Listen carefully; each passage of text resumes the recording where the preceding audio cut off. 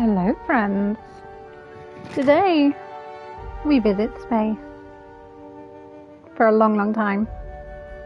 This is a fun game. So this is one of the DLCs, Peril on Gorgon, and it tells you how to do that, and I have a screenshot from yesterday when I was setting up because it's very small writing. And this is the other one, which is Murder on Eridanos. So I don't think I've played this on PS5 yet. Fun. I haven't played any of the DLC before. Let's see what settings there are. Leaning forward. Field of vision. Don't ignore that. Gamma can pop off. Chromatic.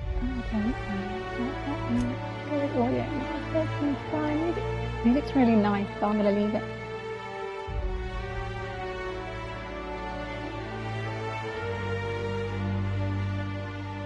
Box. Alright, I'll do that. Okay. X, Y axis. Along the corridor and up the stairs. That's Y.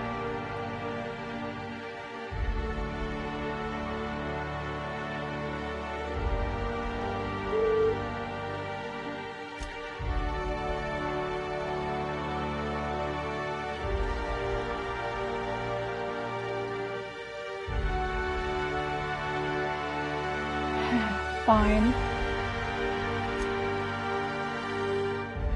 Oh, text size. Oh, thank you, game. Biggest. I can see. What's that collection?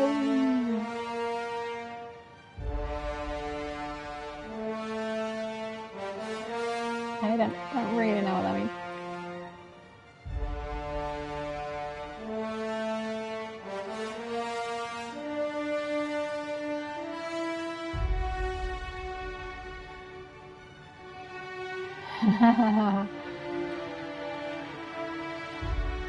Yeah, that's fine. We will wait for people to finish talking. Yes, I'm gonna have things visible. That's fine.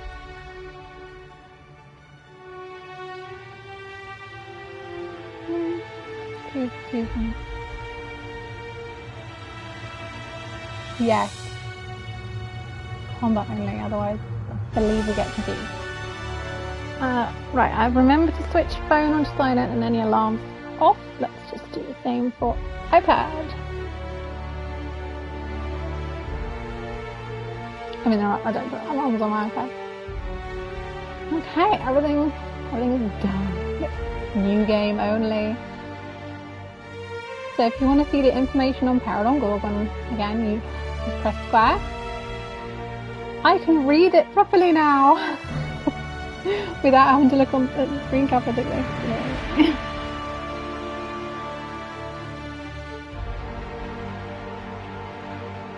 Hold. Okay, and then triangle for Murder on Eridanos. I'm going to go on up now. I have literally done all the trophies on main game, apart from hard mode and supernova mode. We're going to just do it on normal. We just went through that. Oh, it's so nice. There will be some mic that I am just going to switch off now. Why stay earthbound when prosperity awaits you in the stars? Come to Halcyon, the only colony on the edge of the frontier, owned and operated by corporations. A trip of 10 short years will feel like mere minutes, thanks to the comfort and safety of your very own hibernation chamber.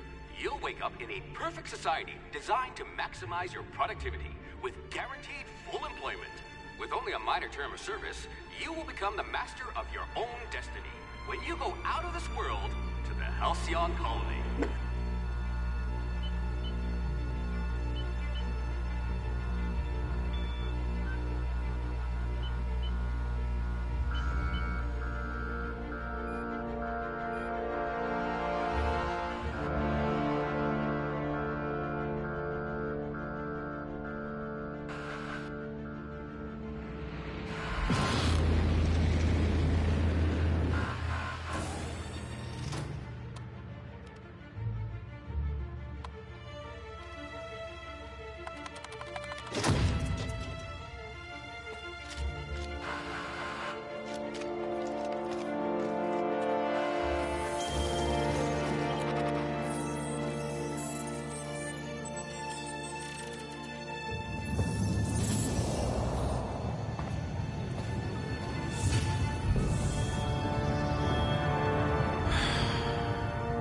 hordes of thousands of colonists left adrift out here forever, just to keep from damaging the board's bottom line. Disgraceful.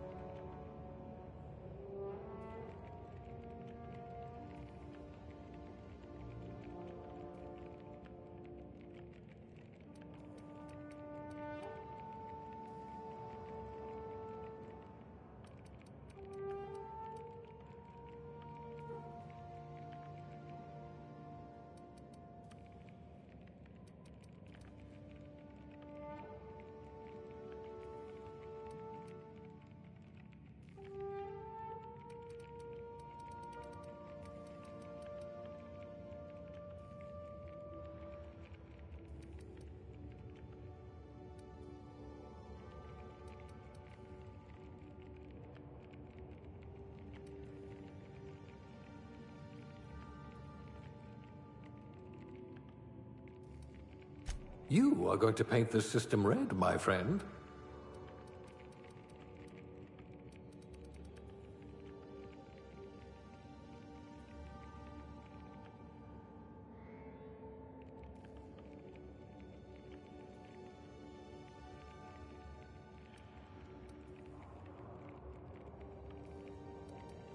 At last, a kindred spirit.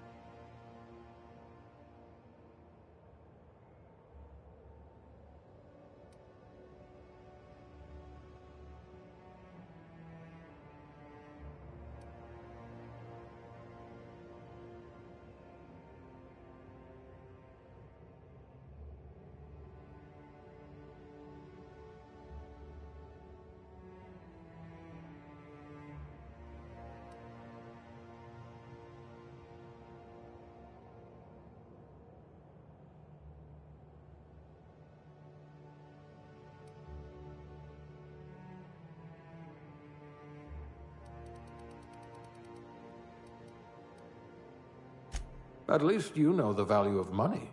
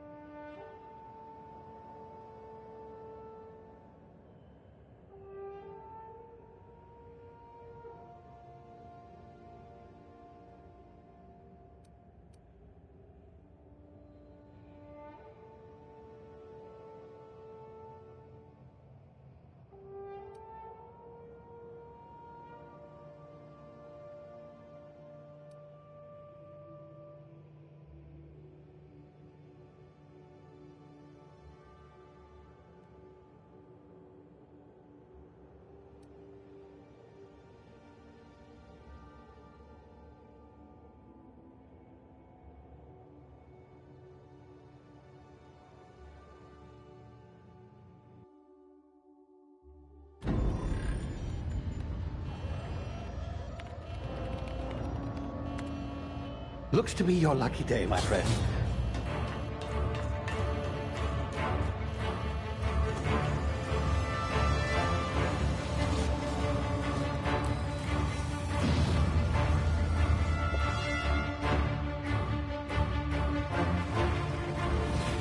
Please power down your engines and prepare to be... Not likely, bootlickers. Initiate skip jump.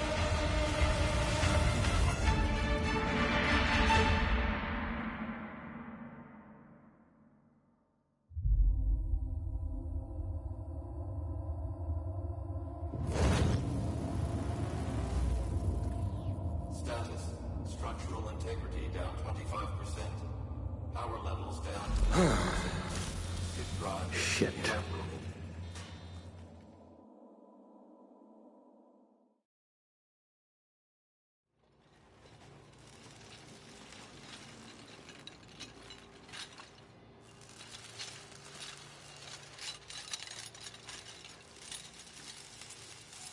Ah, there you are.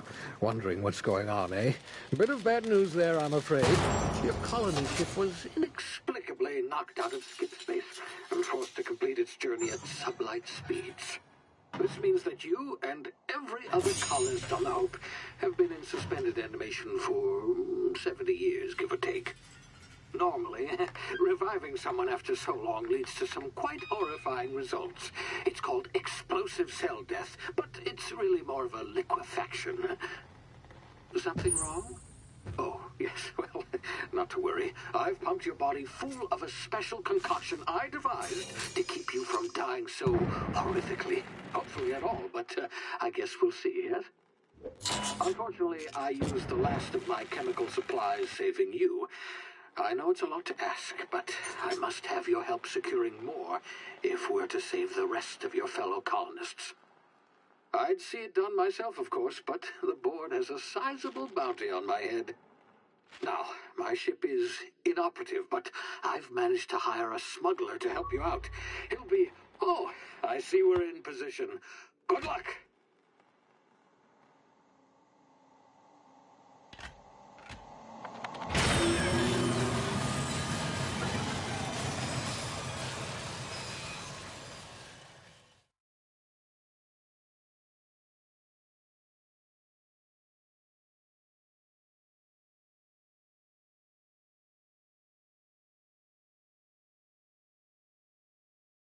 Can you hear me? Is this thing working? Ah, there you are. Now, where were we? Oh, yes, the smuggler. His name is Hawthorne, and he should be waiting for you at the landing site. He's to be your chauffeur, so to speak. Not to worry. I'm told he's a specialist. Dashing gunslinger, one-of-a-kind ship, that sort of thing. You'll like him, I'm sure. I've also outfitted you with a simple wireless monitor, so I can track your progress. I'll check in with you as soon as you land. Good luck. All the colonists are counting on you.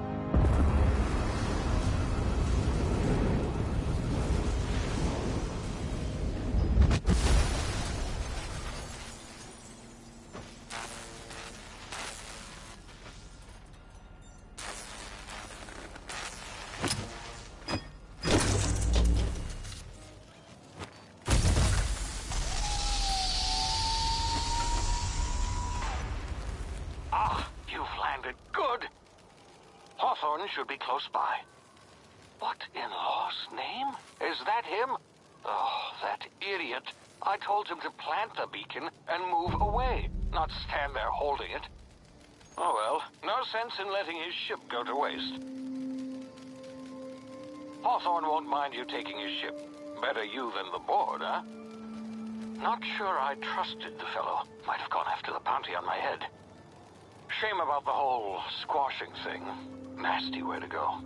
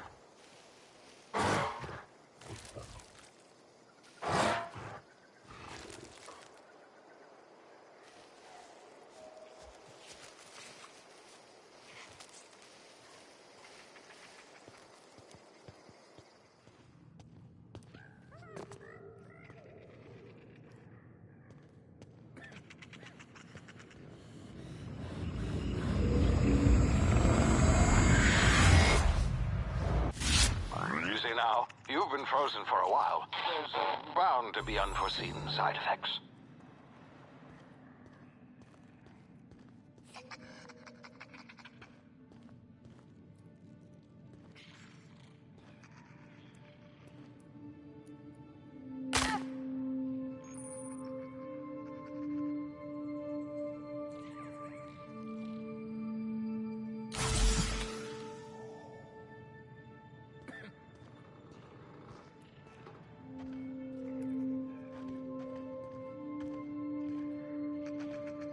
Hey, you, come here.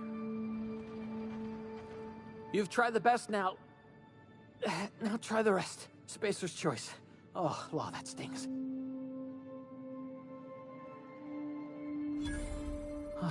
Looks like the bleeding stopped. I owe you one. Hope you don't mind me omitting this little exchange from my report. Spacer's choice doesn't like us accepting outside help. We were out on patrol. I saw a marauder camp up in the hills. Thought I could take him.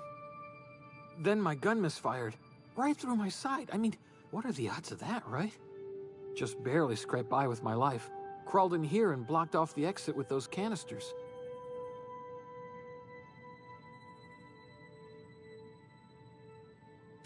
Gibbering, flesh-eating, law-breaking, unemployed lunatics with guns.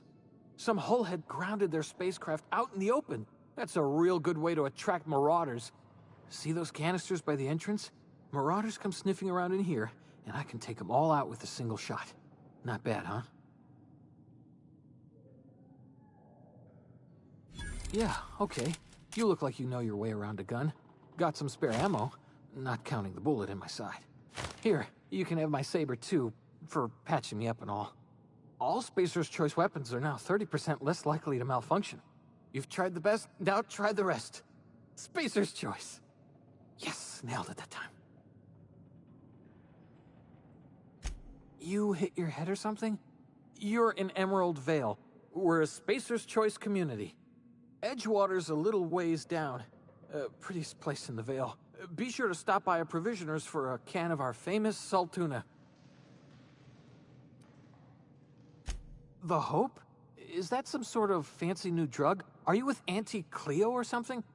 Don't take this the wrong way or nothing, but I'm not allowed to fraternize with Cleo workers. Company policy.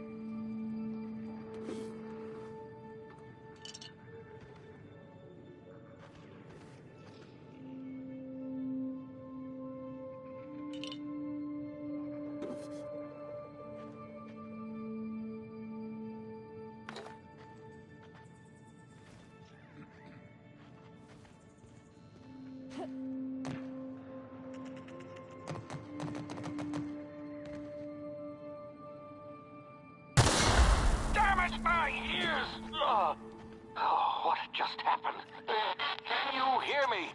What in the hell? This...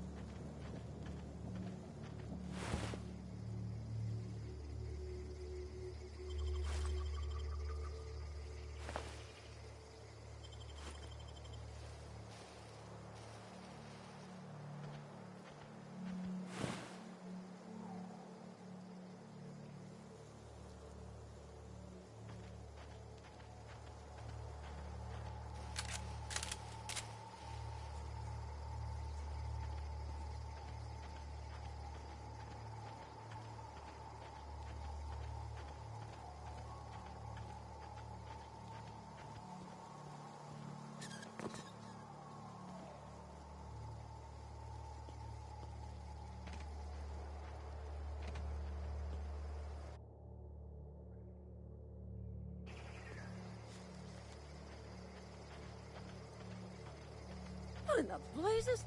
Where'd you come from? Don't know where you came from, stranger, but you best keep your head down. There's marauders hereabouts, and worse, landing violators. Gall on that rung leech. Landing in the Vale without using an official Spacer's Choice landing pad. I'd slap him with a fine if it weren't for all these marauders shambling about.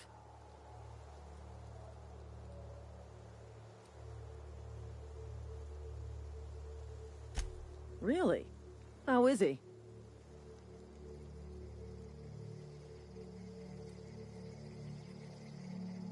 Of course I am. I'm a superior officer. Stands to reason, don't it? Just you watch. I'll cross these marauders off with a swift, cost-efficient fury that's made Spacer's Choice the most trusted brand in personal defense. I just, you know, need a couple of winks to catch my breath. Stretch my legs some.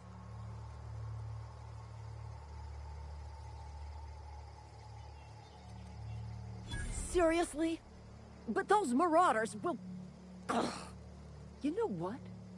You're right. It's time we cross those marauders off, find whoever owns that ship, and file a full report. Then it's gonna be fucking laminated. Here we go.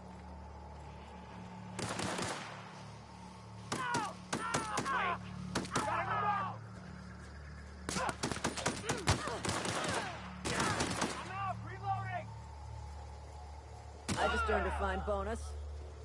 Wait for company ammo.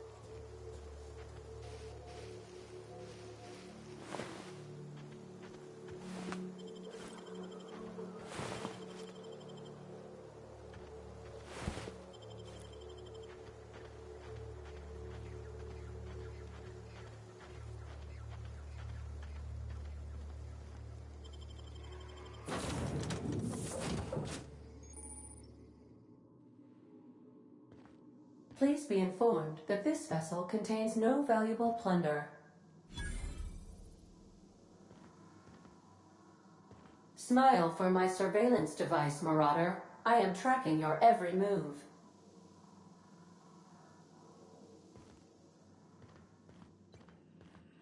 Unauthorized access of spacefaring vessels is a crime. Please submit yourself to the authorities. Hello, Marauder. I am Ada, the autonomous digital astrogator of this vessel. Please be informed that I am authorized to use violent retribution against unwanted solicitors. Please return any misappropriated equipment and exit this vessel in an orderly fashion. Failure to do so will result in your immediate destruction.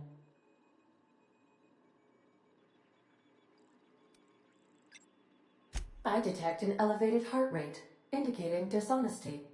Please prepare yourself for lethal deterrence. Jettison procedures initiated. Disengaging airlocks.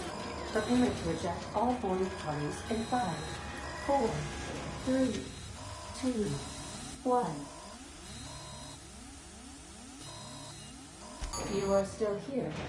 My deception protocols have failed. I have been programmed to express disappointment. This vessel is the registered property of Captain Alex Hawthorne. I am incapable of accepting orders from anyone other than Captain Alex Hawthorne.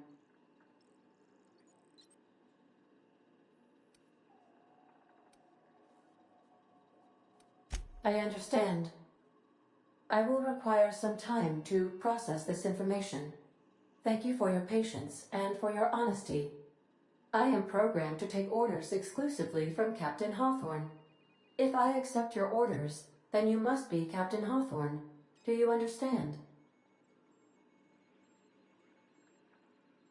Well done, Captain Hawthorne. I see your powers of deductive reasoning remain intact. Unfortunately, our engine is currently inoperable. Our main drive suffered a critical power failure, and we were forced to make an emergency landing. The main drive's power regulator has been irreparably damaged and must be replaced. Astutely observed. However, the probability of locating a power regulator within a worker settlement falls within acceptable parameters of certainty. High-capacity power regulators are sometimes employed in the electrical networks of worker settlements. I have taken the liberty of printing you a new Captain's Identity cartridge. Please try not to lose it this time. This cartridge identifies you, Alex Hawthorne, as the registered proprietor and captain of the Unreliable. Do you understand?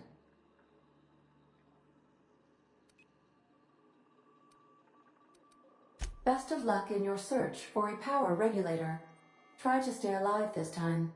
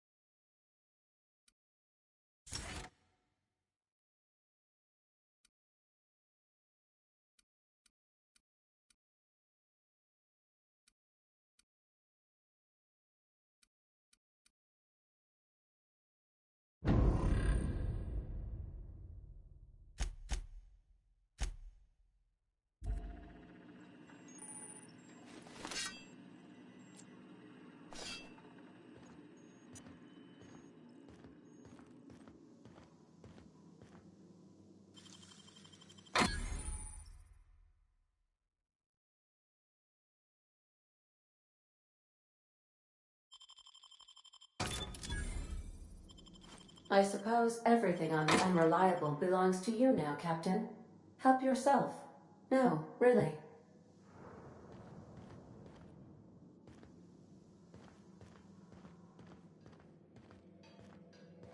If your equipment is in need of repair or modification, the Crux 2000 workbench is at your disposal, Captain.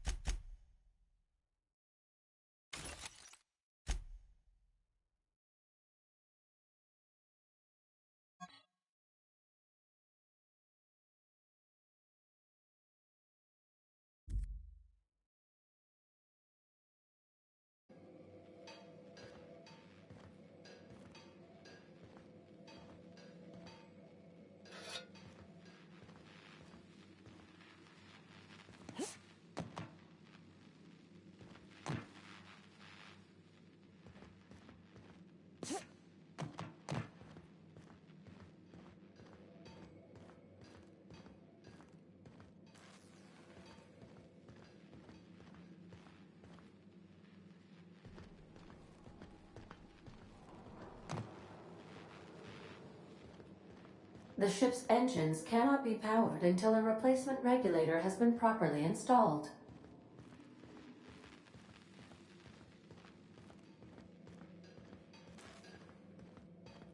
Want to be a brand new you? Try out our respecification machine. Alex installed it himself, right before he died.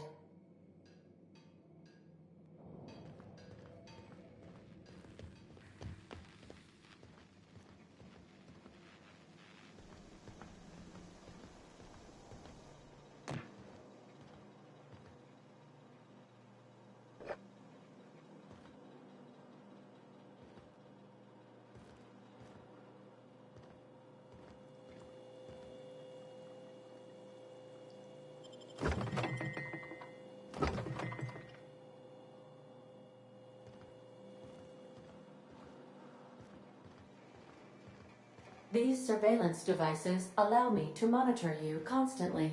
Please ignore them.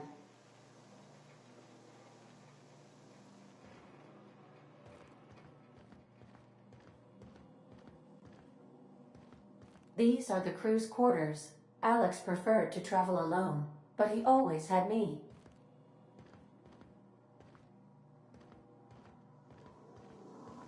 Due to catastrophic power failure, all doors will remain on security lockdown.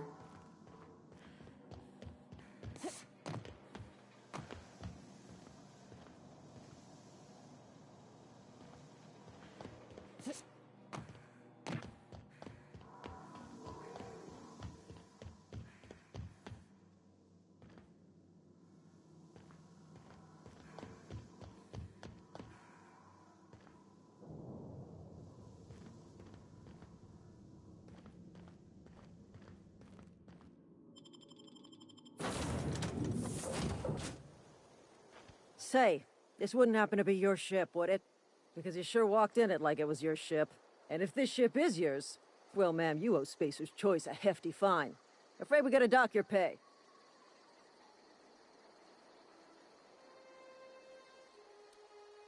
Oh, by the law. I'm so sorry. I had no idea we had an inspector coming. If you'd like to speak with my manager, I report to Constable Reyes in Edgewater. Edgewater's not too far. Just follow the road east of here, over past the cemetery. Now, if you'll excuse me, I need to inspect the crime scene before I make my report.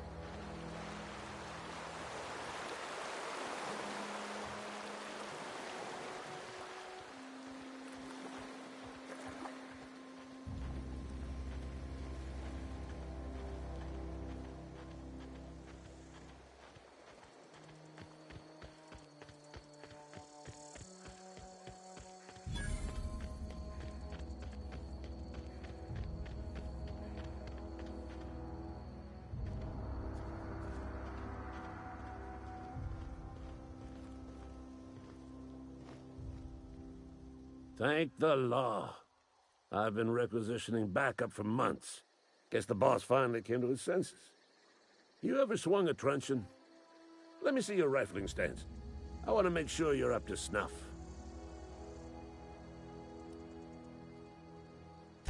I'm talking about mechanical, soldier. Cold, heartless automatons made of iron and lies. That's right. That's what I've been saying. We gotta square our shoulders and stand ever vigilant. Auto-mechanicals. Creatures forged in the fires of malevolence. I seen them over by the old power plant. Clattering about, firing at the birds, orchestrating their uprising. When the swarms of mechanicals come clanging on over that hill, where will you be? Cowering beneath your cot? Or standing, shoulder to shoulder with the resistance?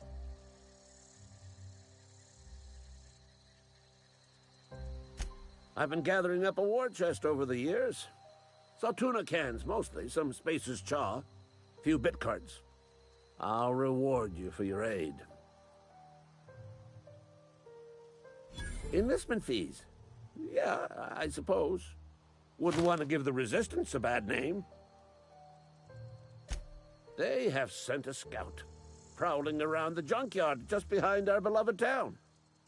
This scout must not be permitted to return to its base of operations. Cross it off, then report back.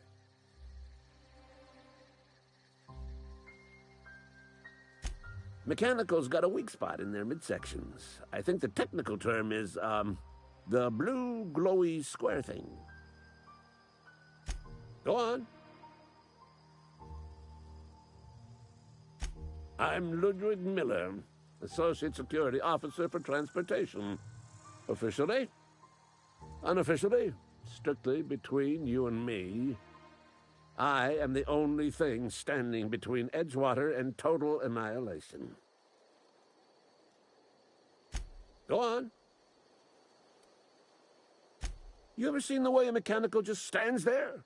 Just looking at you, scanning you with its murderous oculars.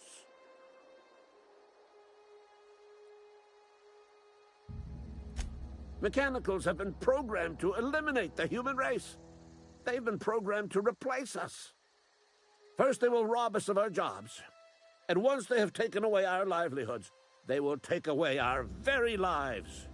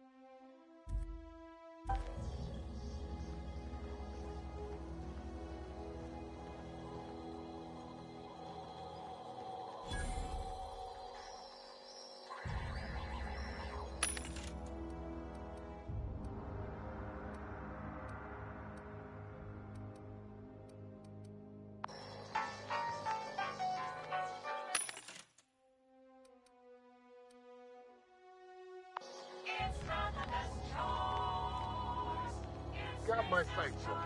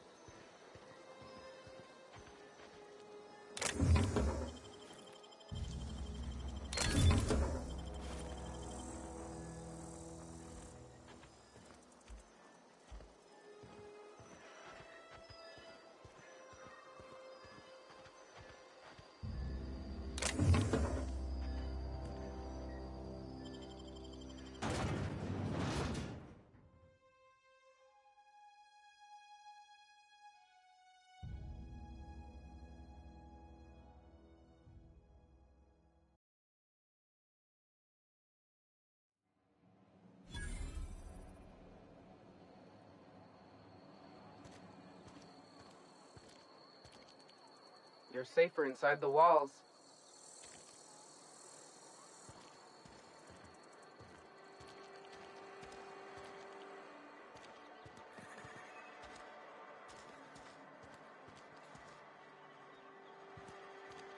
I'm sorry. I'll just be a minute. You had a minute. Next one comes out of your pay. Ease off the threats, friend. I'm going. Boss's orders. We all got quotas to make.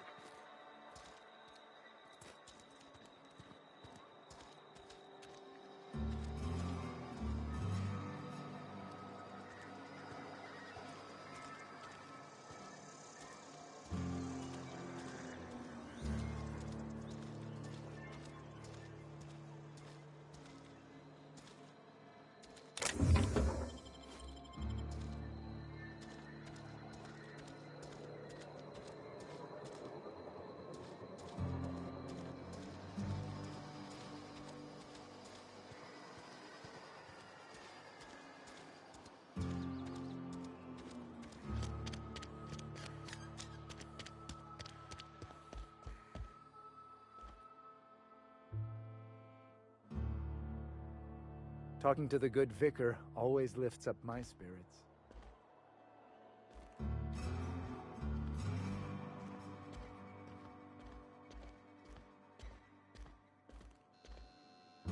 Yes, what is it? You're an outsider. Fantastic. Vicar Maximilian de Soto, at your service. Or Vicar Max, if you're the sort who prefers brevity. I so rarely get new people to talk to. Name your poison, anything at all. Spiritual counseling? This season's tossball predictions? The quickest way out of town? Mechanical tomfoolery is well out of my purview. I suggest you take such matters to Mr. Thompson in the cannery. Oh, and a word of warning. If you're considering wandering around outside the safety of the town, you'd best be cautious.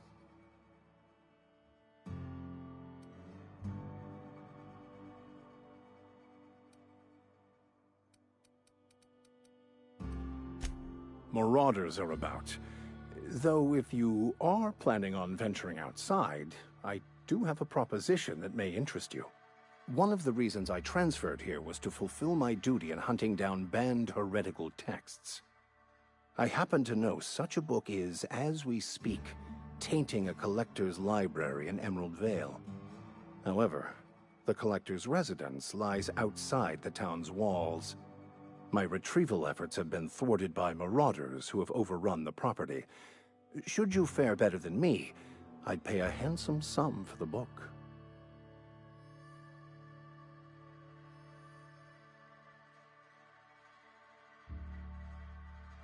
So you'll consider it? I do appreciate you hearing me out, and, your discretion. It's a handwritten journal, a faded blue cover with the name M. Bakonu handwritten in the lower corner. I'll mark where I saw it on your map. Assuming you're serious?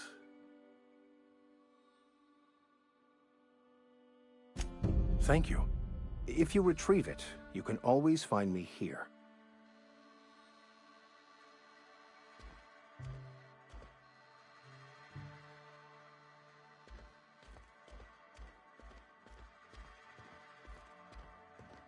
Hey there, Mary. Don't see you round here too often. Oh, I just came to talk to the vicar is all. None of us are above confessionals. What have you got to confess? You ain't thinking of deserting, are you? What? No. And I resent the accusation. Wasn't nothing but a question. Do excuse me. I must be on my way. Verity to you.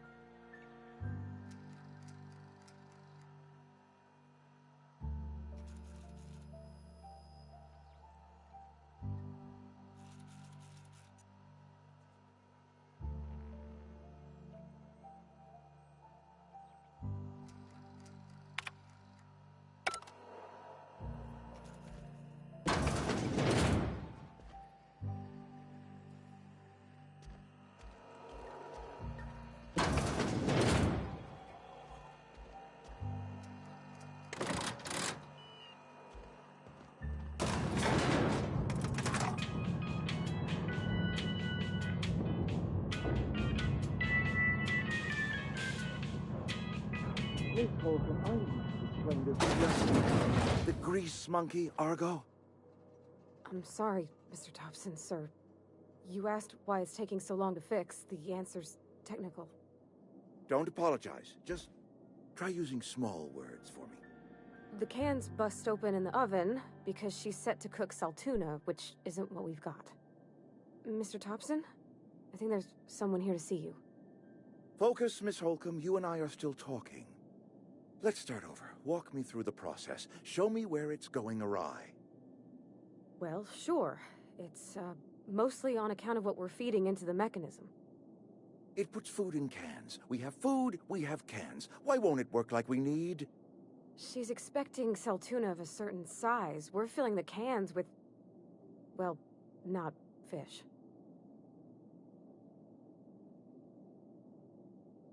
Seems we've got a guest. Really now, Parvati, I do wish you'd spoken up. I do apologize. I was given no forewarning of your arrival, or I might have welcomed you at the gates myself. You were saying, Miss Holcomb. It's just what Bess needs is a proper refurbish. I can bandage her up and what all, but she's just old. Sorry, I'm sorry. I'll do better. And I do wish you'd stop referring to our cannery as Bess. Personification of company property is strictly contrary to the Spacer's Choice Code of Conduct. My apologies. I am not in the habit of allowing my guests to witness such a row. Now, what can I do for you?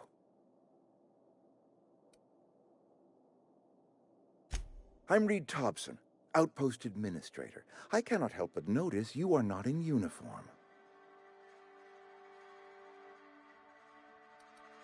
Of course not. I don't have that kind of luck. Seems I allowed my excitement to run away with my wits. Been a few seasons since we've had a visitor pass through. Only regulator we got is hooked up to the town transformer.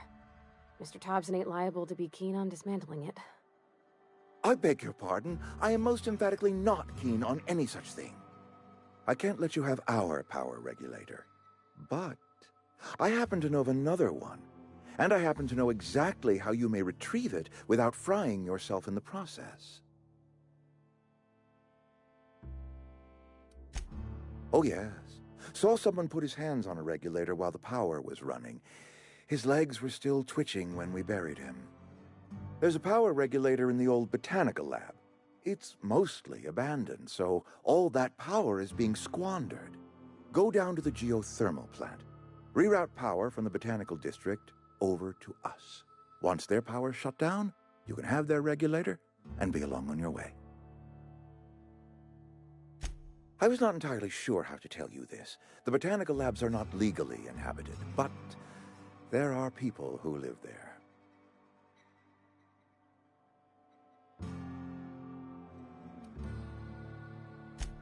No, I do not imagine they will be pleased. But like a parent disciplining an unruly child, you will be doing them a kindness. The people living in the botanical labs, they're deserters, former workers. I need them back at their posts. I need them to come home.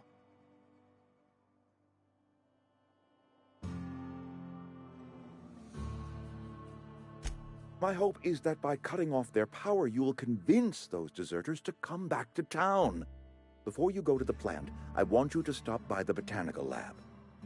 Speak to their leader, Adelaide. Tell her the power's about to go, and that it's time her band of deserters came back to town.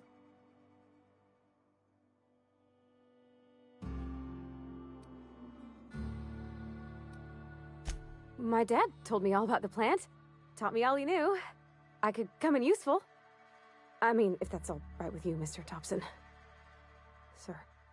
I hesitate to part ways with Miss Holcomb, but I cannot deny that she is talented and may prove useful to you. You will need an administrative passcode in order to enter the plant. I am trusting you with mine, and trusting Miss Holcomb to guide you if you'd like. Great! I got my wrenches and diagnosticators and hairpins and engine tape, so I'm all set.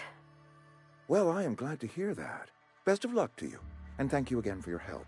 It is a lot to ask of a stranger, I know.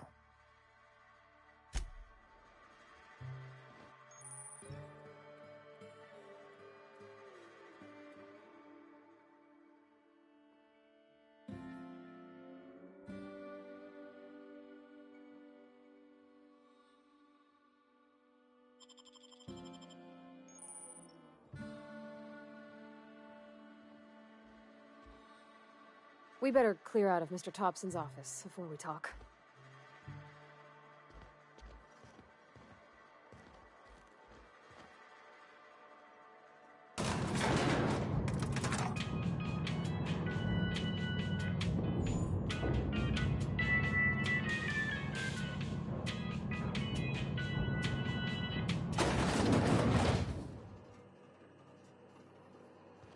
Hey, ma'am, can we talk?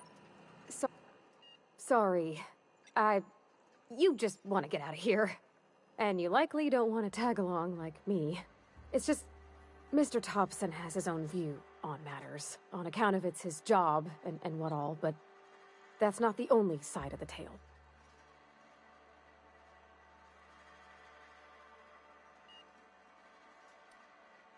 Oh, he ain't a liar.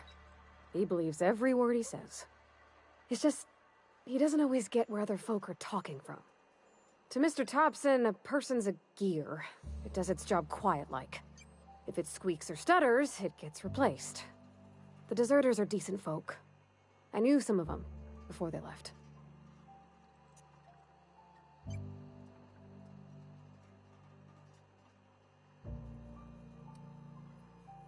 I don't know anybody well. I mostly listened to them talk, kept my head down. There was a boy named Thomas who used to follow me around, asking questions about the stuff I fixed. He was real sweet to me. Not any sort of dissident. Miss McDevitt? Oh, gosh, no. She was a real important person. A flavorist. Made all the food taste decent. She used to work up in the big office with Mr. Thompson. Alls I know is she left after her son died. It was a real big to-do.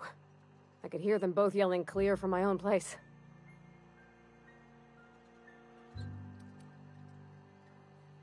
Can't say as I know. I wasn't there. The sound carried, but not the words. If Mr. Thompson ain't of a mind to tell you his own self, you'd best ask Miss McDevitt, if you can get out to her.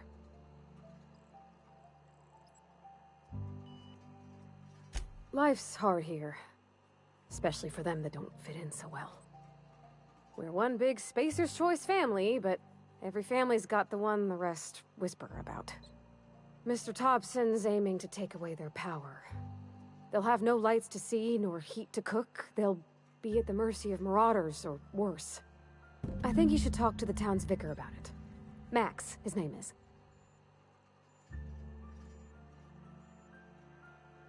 Thanks, ma'am. I just think when you gotta make a decision that'll hurt somebody, it's best to think on the right and wrong of it.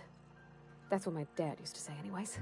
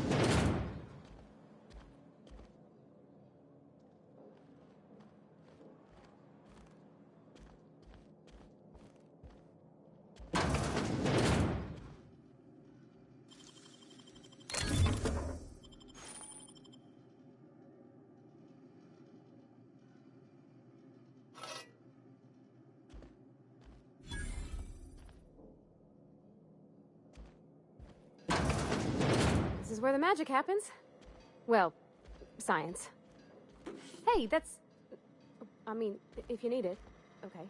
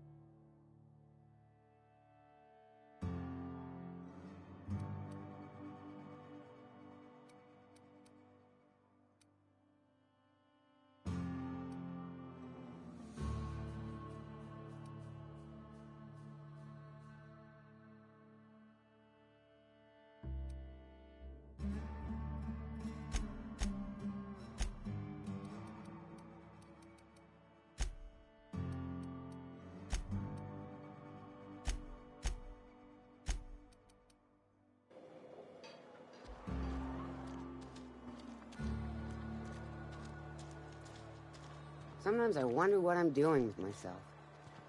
Just the way it goes, I suppose.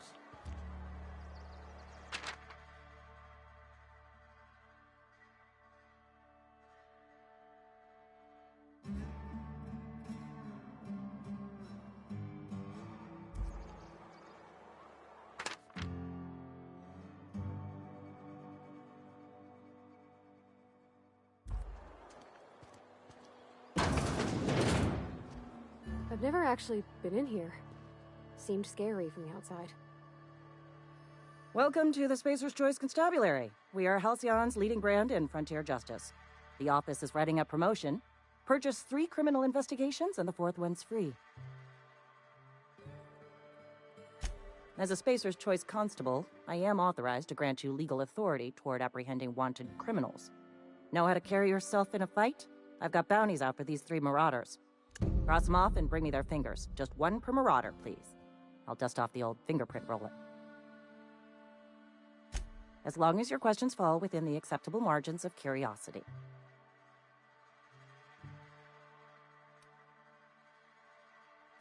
If this is a setup to a joke, you should know I've never found anything amusing in my life. I don't serve Edgewater. Edgewater and the entire region of Emerald Vale serve Spacer's Choice.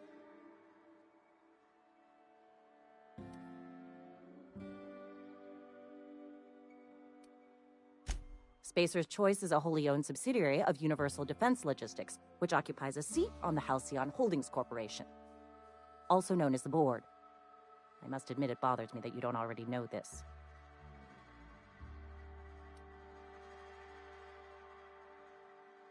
Something to report?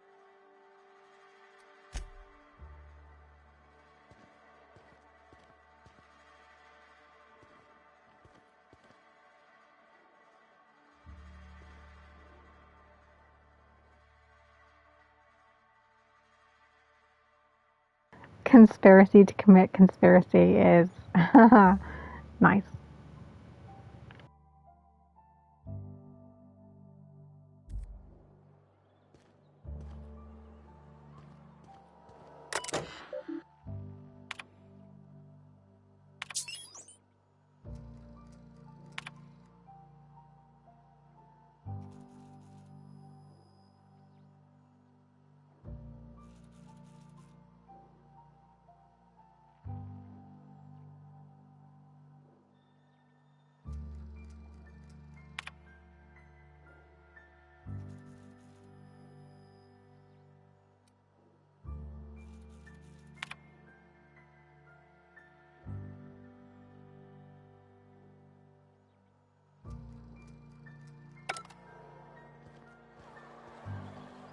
Sometimes I wonder what I'm doing with myself. Nothing I can do about that.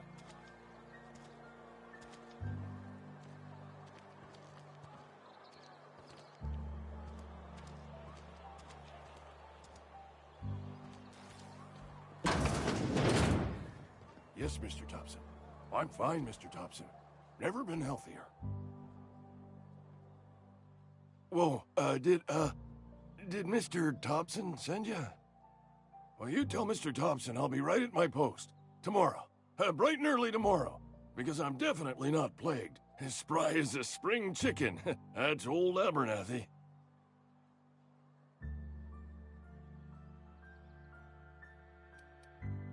You some sort of wandering alienist? Walking into a man's own domicile, pestering him about his mental state? You don't know that. I could have been saying anything. Maybe I said vague. You know how words sound a mite strange when you're sick. Wait, no. Oh, damn it. Okay, listen. Maybe I am feeling a little under the weather, but I swear I'm on the mend. Please, don't tell the constable.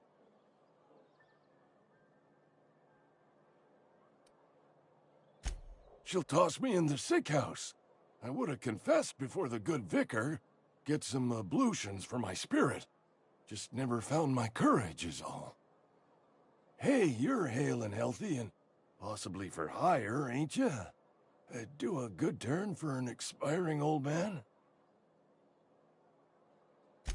There's a cache of anthracillin tucked away in the old community center. Powerful stuff. Stronger than what we got, anyway. I need you to break in, nab that medicine, and bring it back to me. You oblige me with your haste. I think I feel the plague spreading. Oh, Law, it's in my spleen now. I can feel it. Just keep your head down when you're in there. Marauders have taken over. Probably tracking mud all over the archives. I know that, but I got nobody else to turn to. Reed would have wrote me up. Constable would have locked me up and wrote me up. Could have gone to see the good vicar, but I never did find my courage.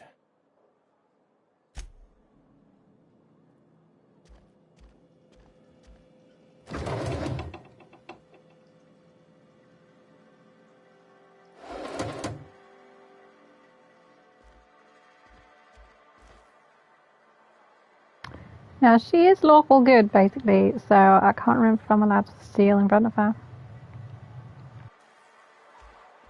You're making a mistake working for Abernathy.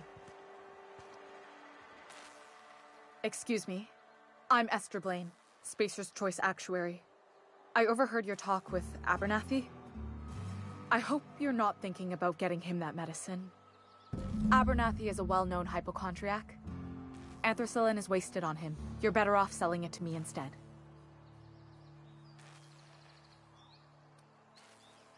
All I'm saying is Abernathy's worked in this town longer than some of us been alive. How do I put this gently? He's got a lot of cobwebs up in his attic. I probably shouldn't tell you. Don't want you implicated for what I'm trying to do.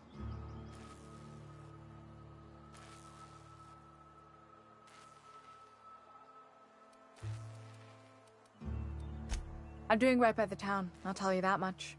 You bring me that medicine, and I'll see that it goes to the right people. That's all I can ask of you.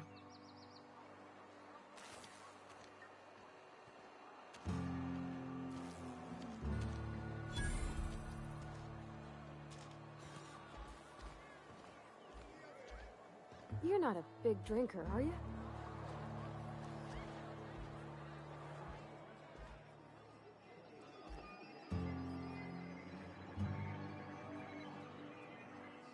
You read the latest report? Only the part that said we ain't making our quotas. If only McDevitt's folk hadn't abandoned us. Cannery could use those extra hands. Nothing we... Never seen you here before. You a visitor? Welcome. On behalf of the Spacer's Choice family, let me welcome you to where am I again? Edgewater, Jewel of the Vale. May the law bless our beloved cannery with 100 years of, what's it called? Productivity. That's the one. Yep, that's us. Productive.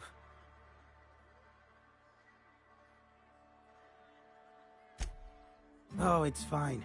I'm only on my 3rd bottle. I don't start heaving up my guts as long as I can count to 3. Company lets me imbibe as much zero-G brew as I can afford. Even gave me a discount on account of my injury. You jealous yet? Yep. Got my mid stuck in a rotor wheel. Shredded my wrist up real good. Conrad went and sewed up my hand, but I couldn't do much about the pain. Boss was real generous to me, though. Got myself a 5% discount on zero-G brew. After the 2nd bottle, the only pain I feel is emotional.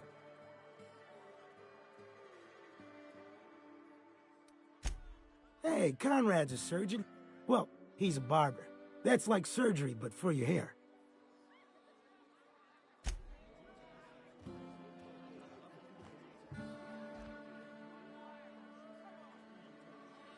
I don't know you. Uh-huh. The Unreliable, you say? Never heard of any company supply ship with that particular name. I don't know what you're about, but this here's a Spacer's Choice drinking establishment. We're all loyal, hard-working company folk here.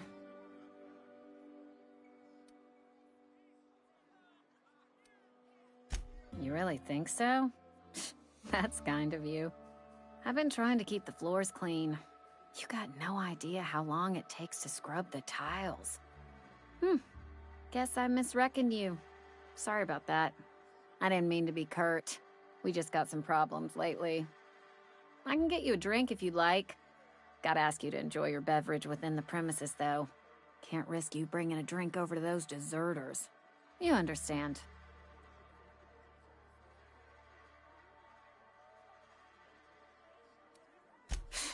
Traitors. The lot of them. Bunch of folks decided they were tired of working and went out into the wilds to fend for their own selves. Town's already struggling to make quotas, even without that band of slackwits abandoning their posts. Bunch of lazy, shiftless rung leeches. Anyway, enough about them. What can I do for you? Coming right up.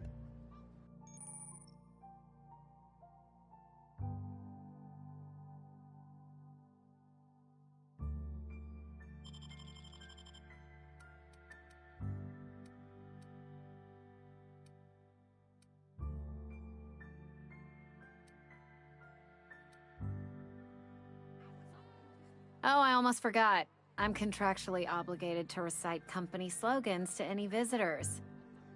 Plague got you feeling woozy? Get yourself boozy with Spacer's Choice.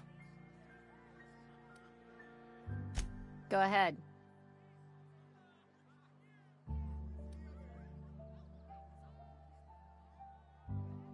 Ugh, is this the start of a joke? If you want me to laugh at your jokes, it's a 3-drink minimum.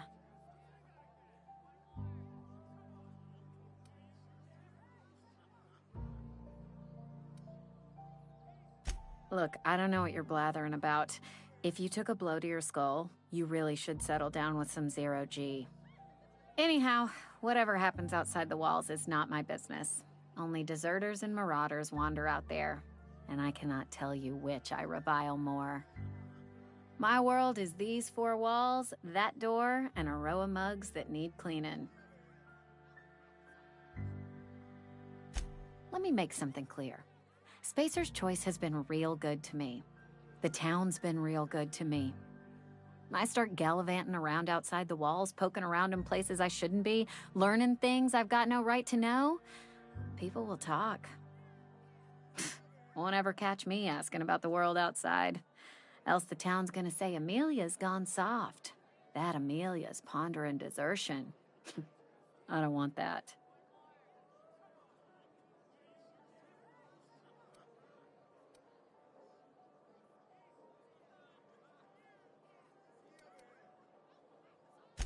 There you go with that thinking again.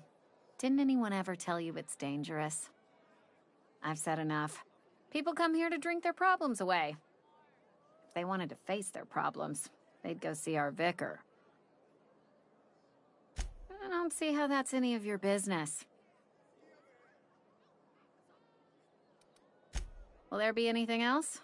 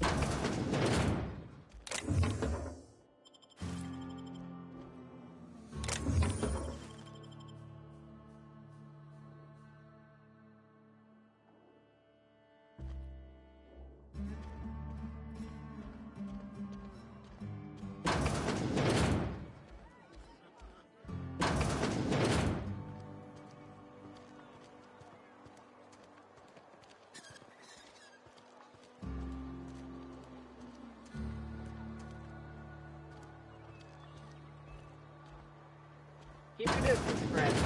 Sick house is no place for a traveler.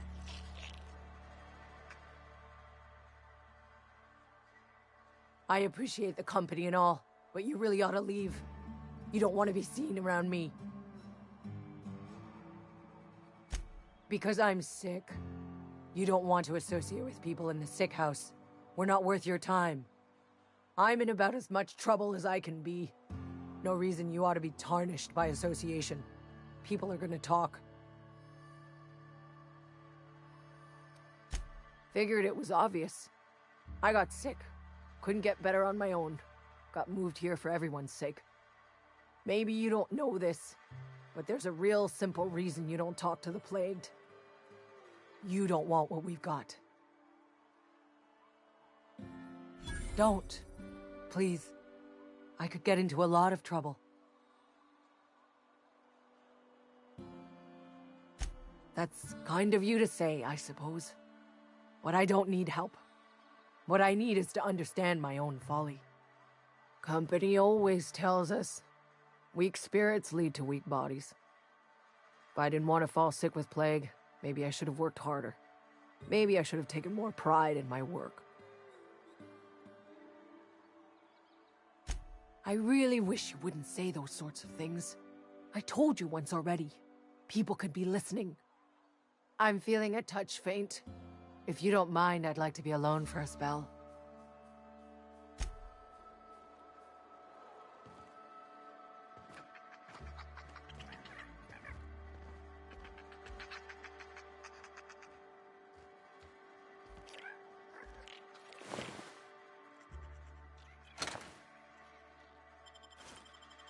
Something's not right. Put him down! Waste of company ammo!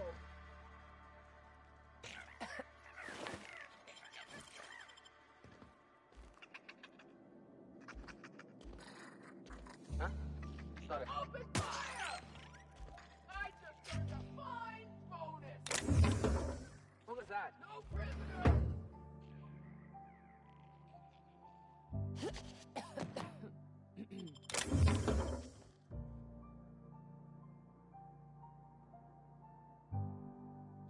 One down! Waste of company ammo!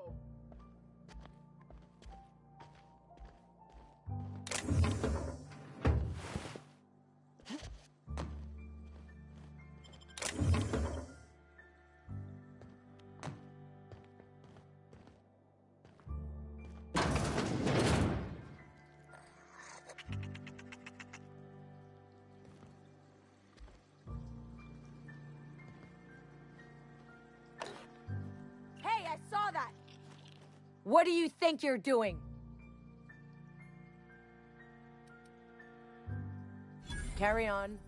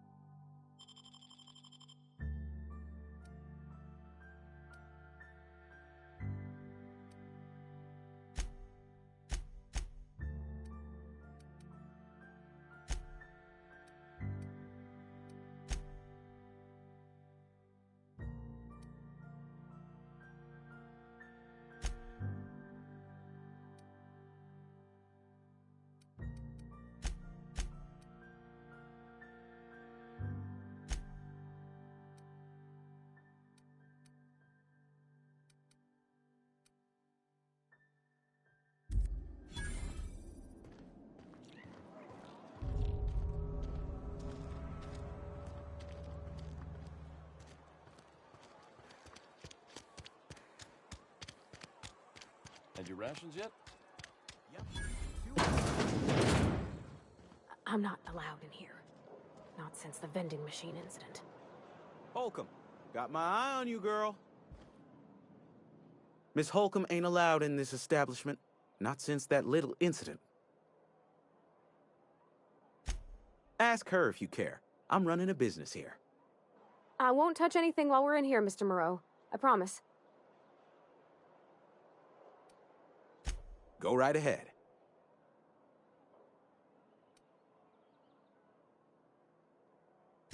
Other than yourself?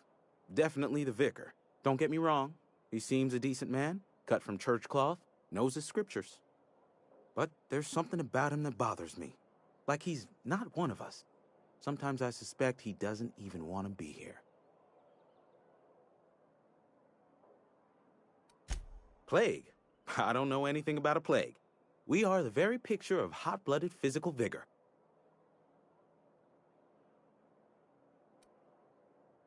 You have got the wrong idea about me. I've got nothing that needs hiding. Some of us who get sick are liable to exaggerate the conditions of that sickness, but the fact is, if you work hard, you have got no cause to worry.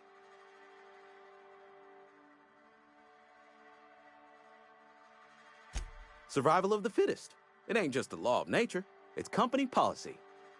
Medical treatment is commensurate with our value to society. Spacer's Choice will dispense medicine for the indispensable worker. Natural selection at work. It is better than fair. It's company policy. Listen, you mind if we talk about something else? Rambling about company policy gets me feeling all lightheaded. Music to my ears.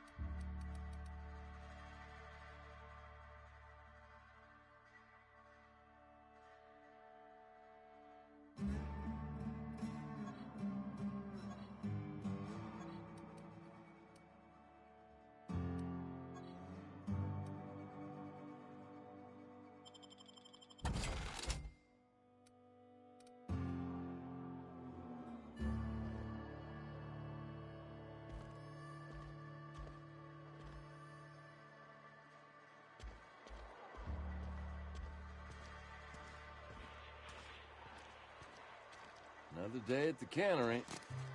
Don't go knocking your work. At least we've got work.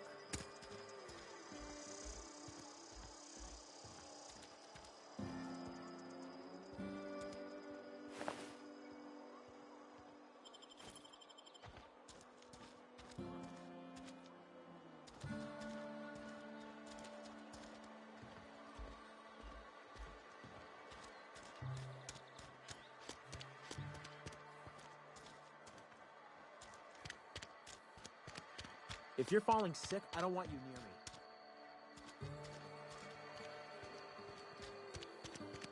Something got you down? I've always felt weird in here. It's too clean.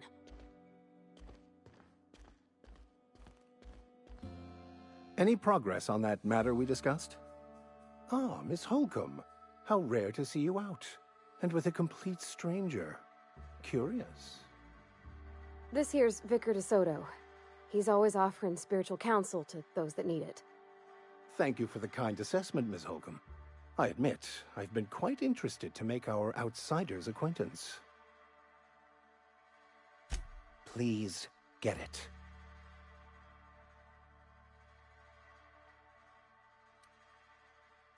What would you like to discuss? What? I thought you would talk to him. You wanted to speak to me, Ms. Holcomb? Every time I've tried to engage you in conversation, you look at the floor, answer in single words, and slink away. I can't imagine what would be so grave as to drive her to my mission. What has Mr. Thompson asked you to do? Depriving them of safety from the marauders and wildlife. I can see why that troubles you. Miss Holcomb has a soft heart. Always has, if you believe the talk.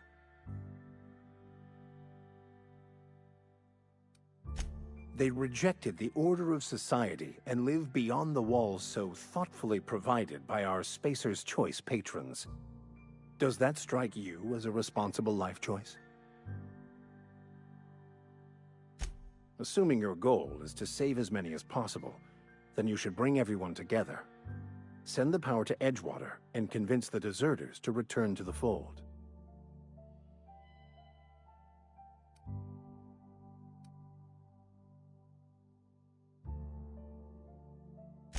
I so rarely get new people to talk to. Name your poison, anything at all. Spiritual counseling, this season's tossball predictions, They who are not satisfied with their work are satisfied with nothing. No.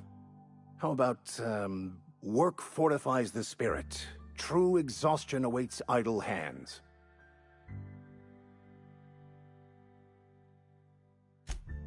The OSI teaches that the Grand Architect set a perfect system in motion at the beginning of time. Contentment is found by accepting one's role in that grand plan. The Order of Scientific Inquiry, also known as scientism to the layperson.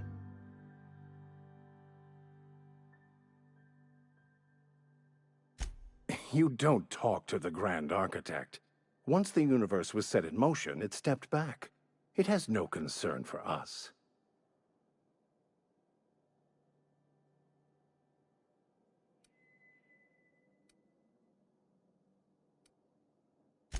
We will eventually decode the plan and all its intricacies.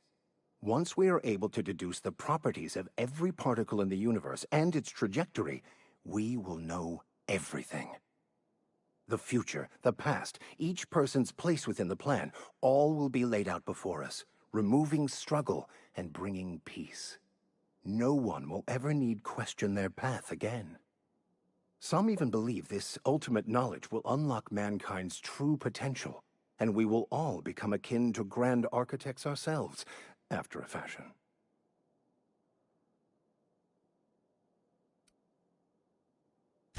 Well, first there's the matter of the secret blood rites and animal sacrifices. I'm kidding. Seriously, though, to truly understand the metaphysics involved takes years of study and contemplation.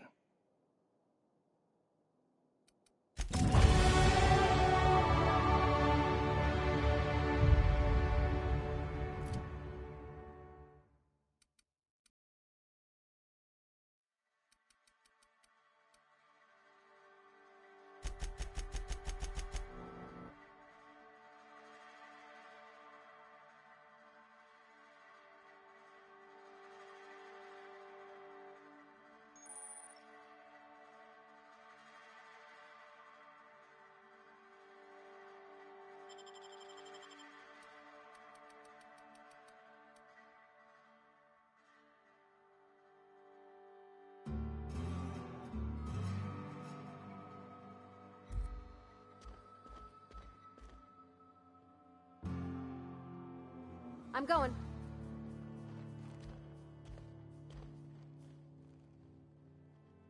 On my way.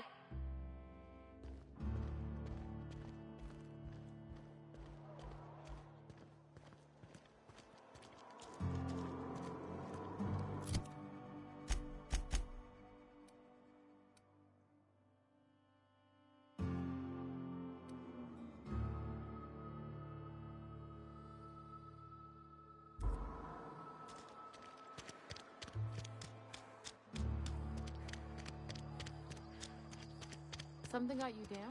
Nothing. Any rations yet? Yep. 2 whole cans of salt tuna. Oh, I cut my own hair. But Conrad sells real good disinfectant. Please don't touch anything. Your hands are probably crawling with germs. Physical hygiene recapitulates moral hygiene. Cleanliness is next to lawfulness.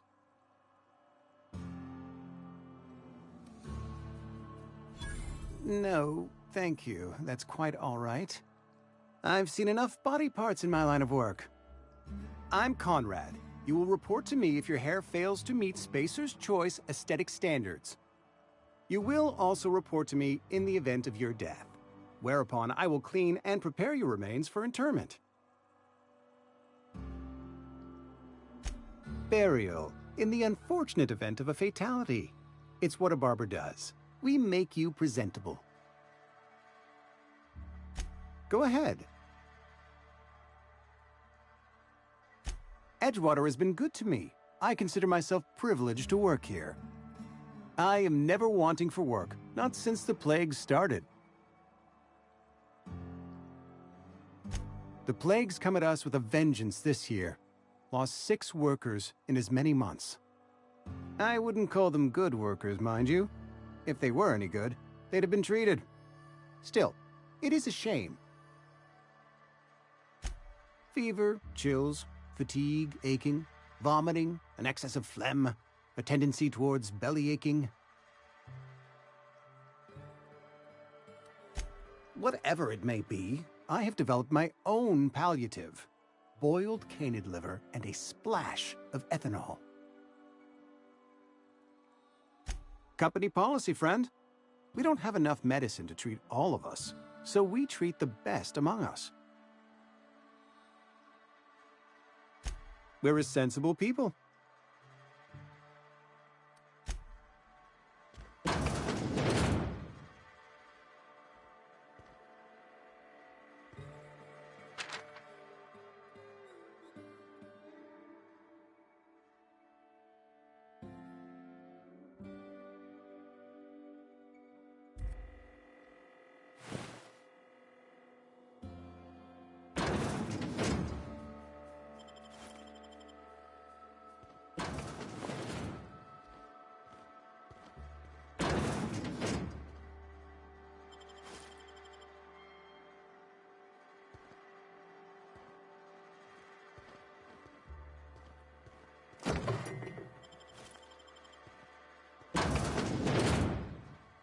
What can I do for you?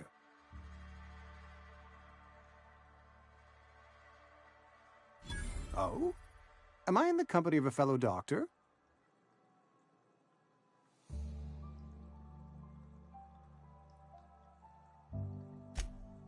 I am a Spacer's Choice certified surgeon, and if you must know, I can stitch a severed thumb with a 58% chance of avoiding gangrene.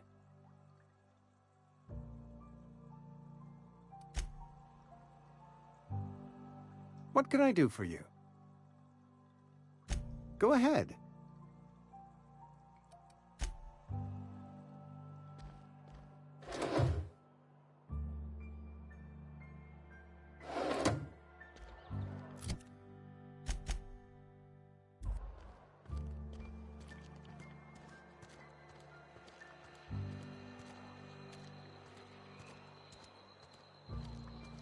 I've been feeling pretty low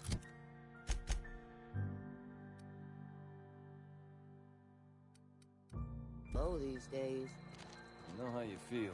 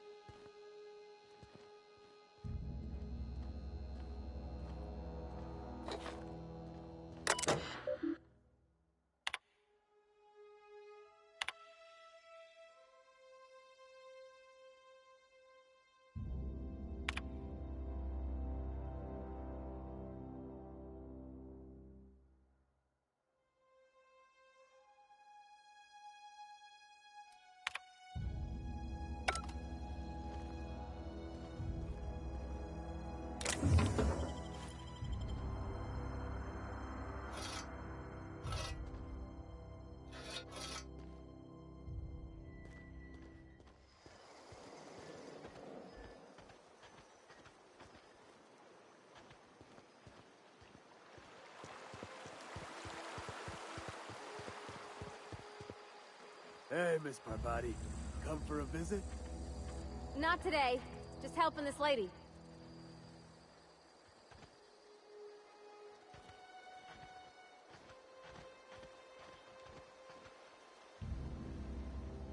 Don't go ambling out in those hills. That's marauder territory, friend.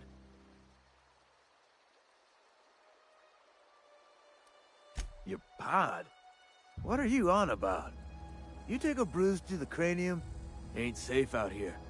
You'd best head into town. Avail yourself of Edgewater's high walls. And low prices. Pleased to make your acquaintanceship. I'd shake your hand, but I've been hauling corpses. You don't want none of that on you. Name's Silas.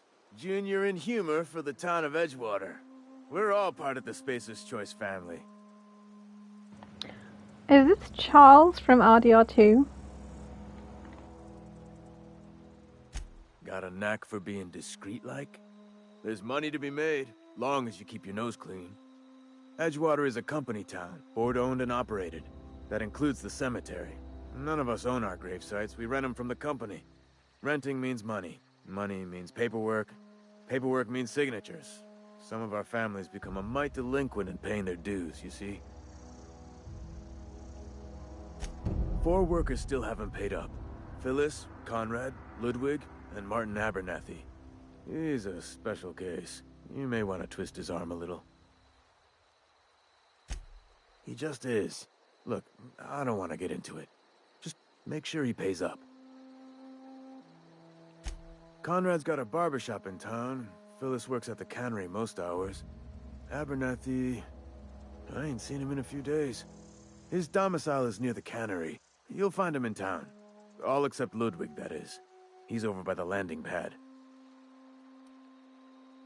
Yeah?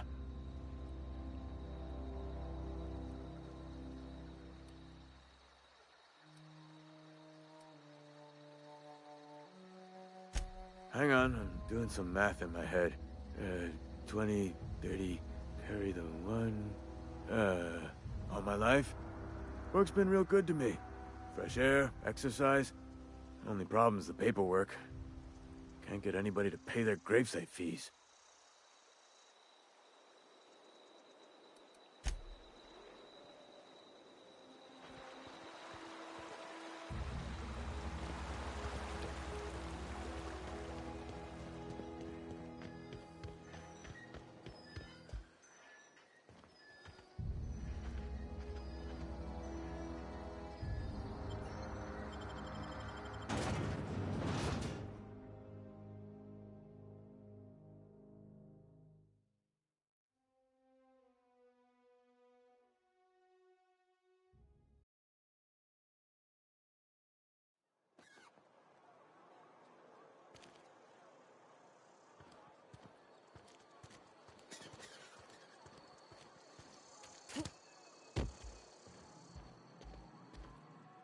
What can I do for you?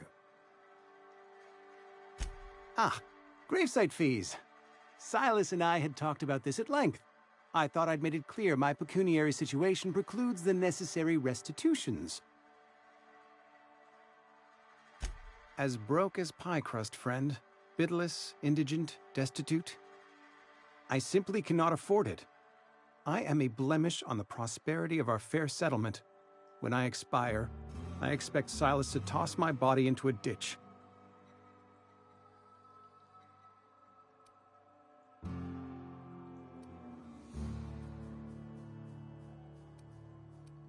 With what? My own blood? Tell Silas I can't afford to pay, and that I fully expect to have my medical rights revoked for this dereliction. With my apologies.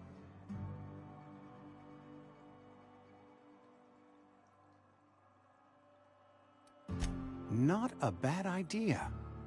But I'd need some kind of collateral. My pair of lucky clippers. No, that won't do. Your idea intrigues me, but I'm afraid I don't have anything to give Silas.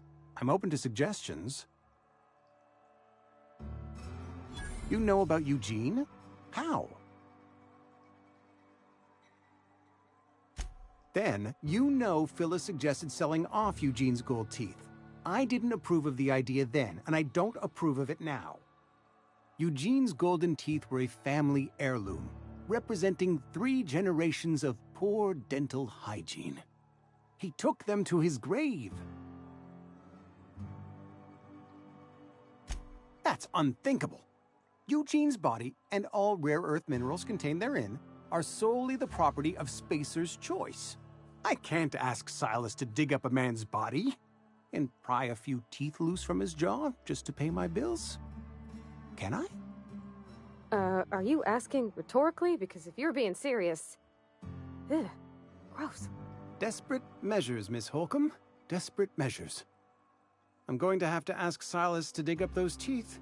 It's the only way I'm paying my gravesite fees.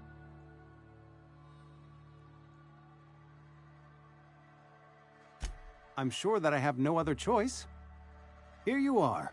Gravesite papers affixed with my signature and an IOU.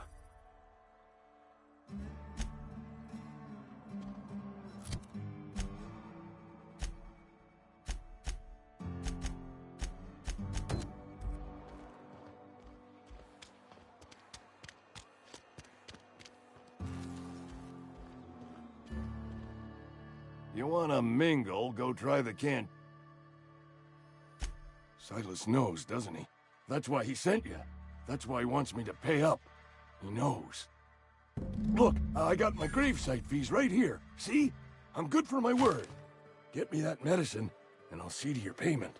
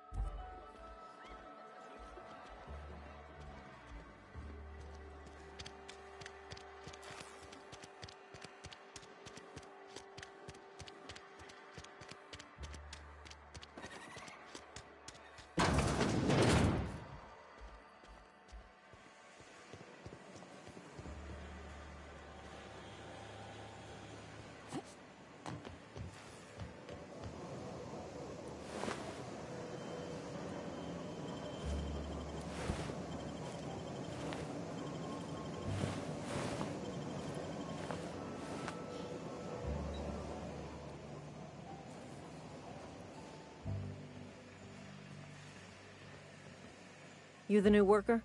Whatever. Make it quick, Tenderfoot. I'm busy.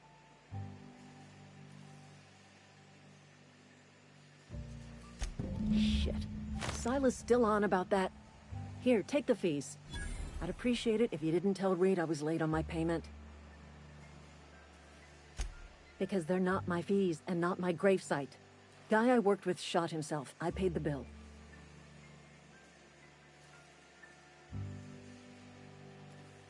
I could do without the sarcasm. Wasn't acting out of the goodness of my heart.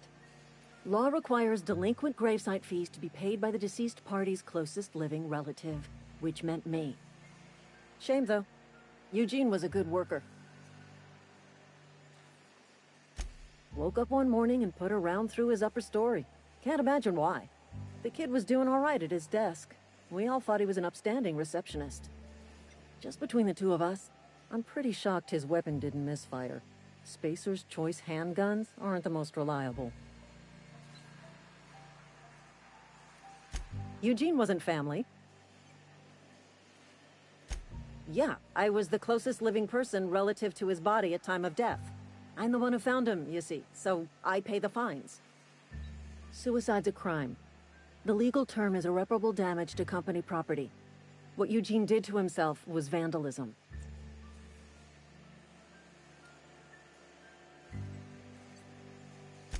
When one of your workers commits a crime, the entire town pays for it. In other words, Edgewater would have been penalized pretty hard.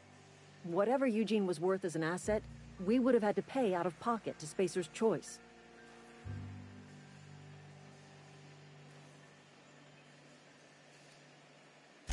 Look around. Edgewater ain't exactly swimming in luxury. We can't afford to pay the body price of a suicide. All I know is Silas asked me for Eugene's gravesite fees, which means he was approved for burial, which means his papers went through, which means the town's in the clear. I'm just glad to put this whole ugly affair behind me. Eugene can rest his bones in peace, and the rest of us can get on with our own lives.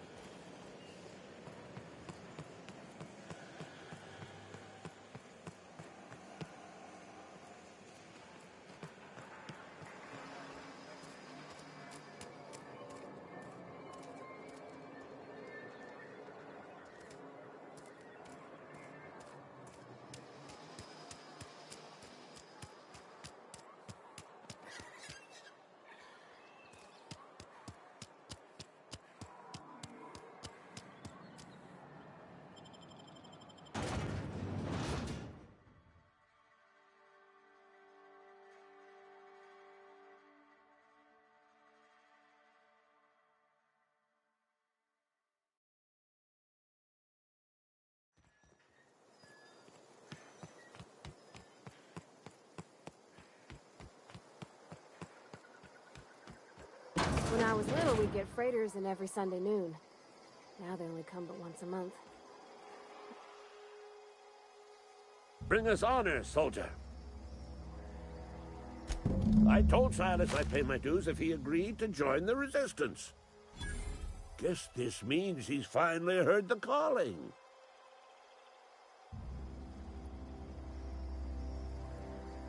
Mechanical repellent!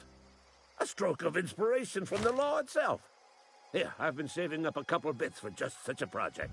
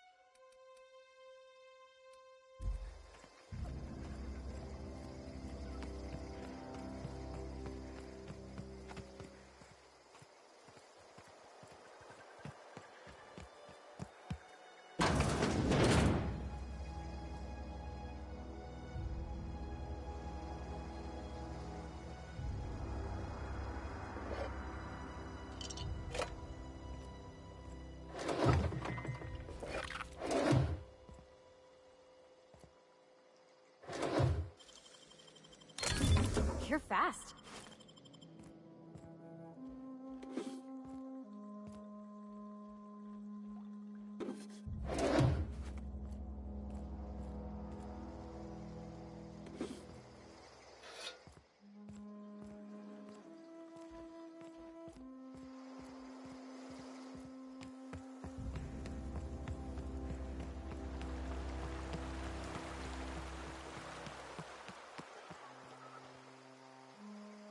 Lovely to see you about, Miss Parvati. Things going all right, Silas?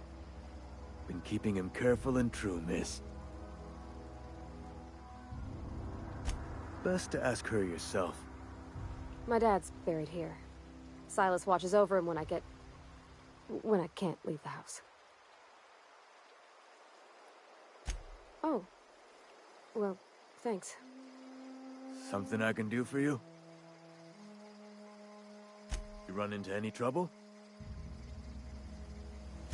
Reliable work from a freelancer. That's gonna take some getting used to. And I'll buy you a drink sometime.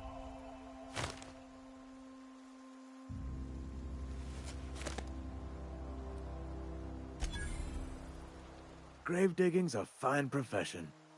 Always work to be had, and nary a word of complaint out of your clients.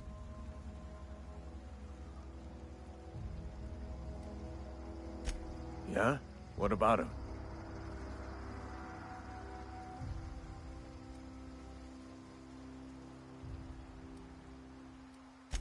Yeah. Funny thing, Eugene's body ain't where it's supposed to be. The night we was supposed to commend his body to the earth, I had his grave all dug up and ready, right? And so I thought, I'll just rest my eyes a bit. When I woke up, his body was gone. Spirited away. Vanished. The footprints nearby suggested that Eugene was stolen by marauders. Or he rose from the dead.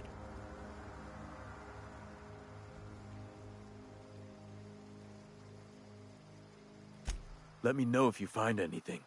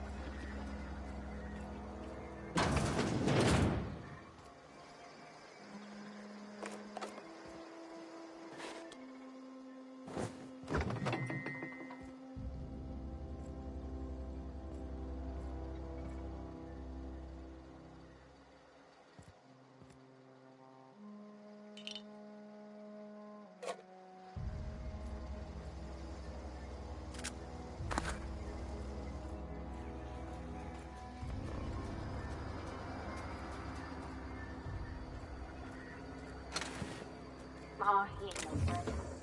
Bet I could fix him up smart.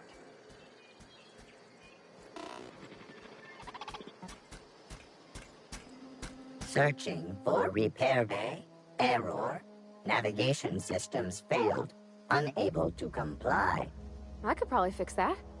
I mean, if you wanted me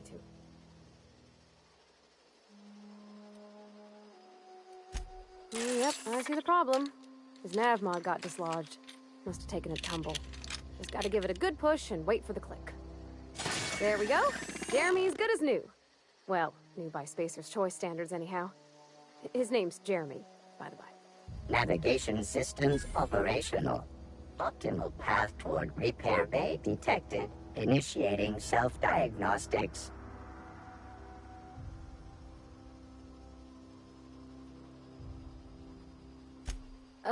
I don't reckon Jeremy understands the concept of trade. Spacer's Choice reminds all colonists that serving the Spacer's Choice family is the highest possible reward. I have been programmed to deliver this pre-approved message. Be more careful out there, Jeremy. Self-diagnostics initiated. Please do not disturb.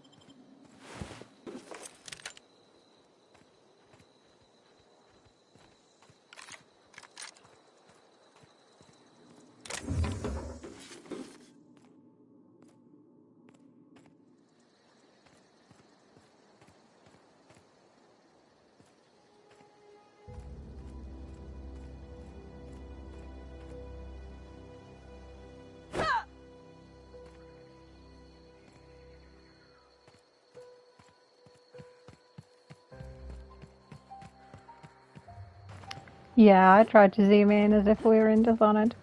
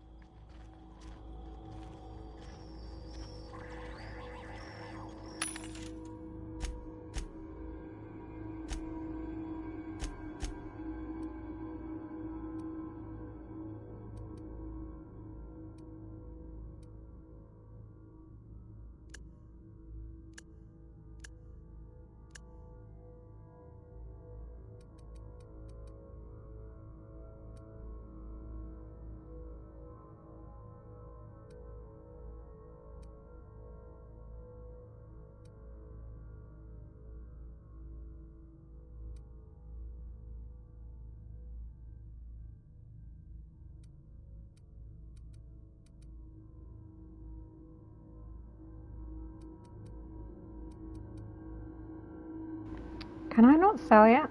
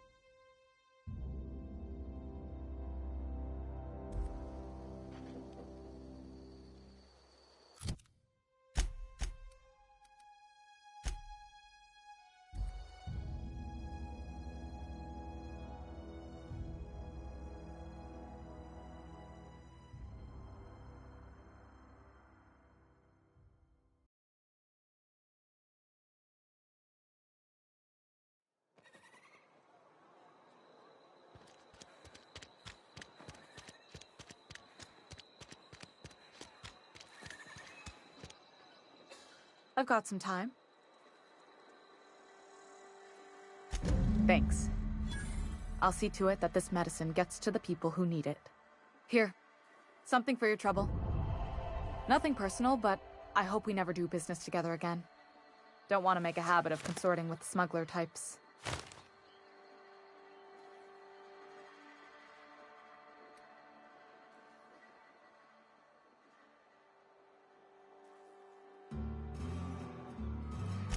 Somebody deserving. Silas on account of him being out in the cold. Amelia seeing how she's around people all the time. Anybody in the sick room? Oh, I'm an actuary. That means I keep tabs on a worker's living expenses. How much it costs to feed, clothe, shelter, bury, and replace your average human worker. Technically, I'm employed by the Spacer's Choice Department of Human Resources.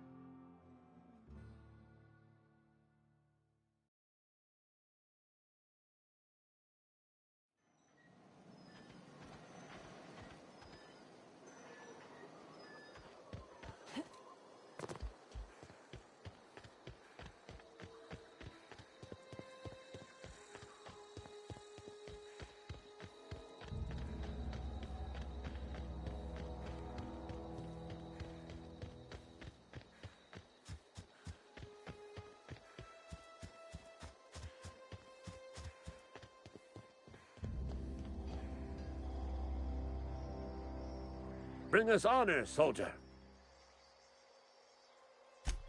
You beat that scout to scrap with its own legs? Pulled its optic cables out its headcase? Actually, don't tell me. Rather use my imagination. You're a passing fair soldier, I will confess. But you are one, and the enemy is legion. What you need is an equalizer, a weapon to strike fear in their cold, mechanical hearts. Cantina, lavatory, behind one of the toilets. That's where I've kept it hidden all these years. What? All by yourself?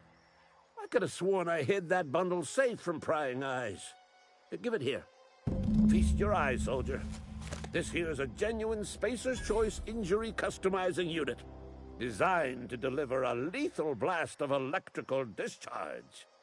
I call it the Hand of the Law. You ever want to see a mechanical flailing around like a grounded fish? You stick a couple thousand volts in its guts. With compliments from old Ludwig.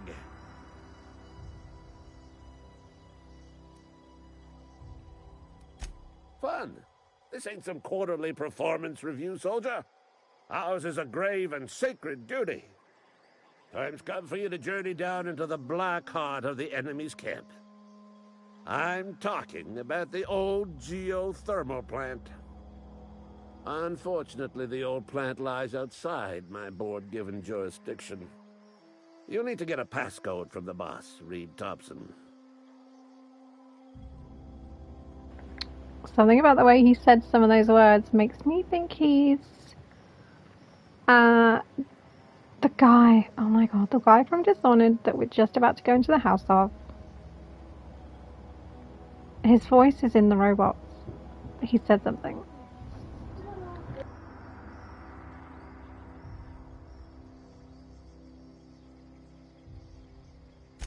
I've been after a passcode for years. Boss said no on account of my gross incompetence with all matters related to security. I need you to get us the brain of a mechanical. Well, not exactly a brain. Anatomically speaking, what we're looking for is a logic module.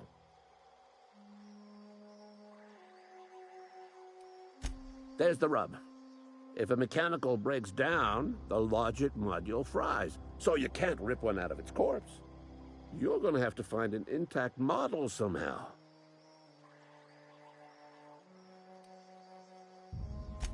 I don't reckon so.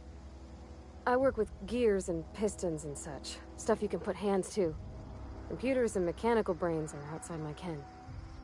You know, she names the mechanicals she fixes. Calls them Bess and Clancy and so on. Keep a careful eye on her. Could be a sympathizer. If you die horribly, I will pour out a can of Zero-G to your memory.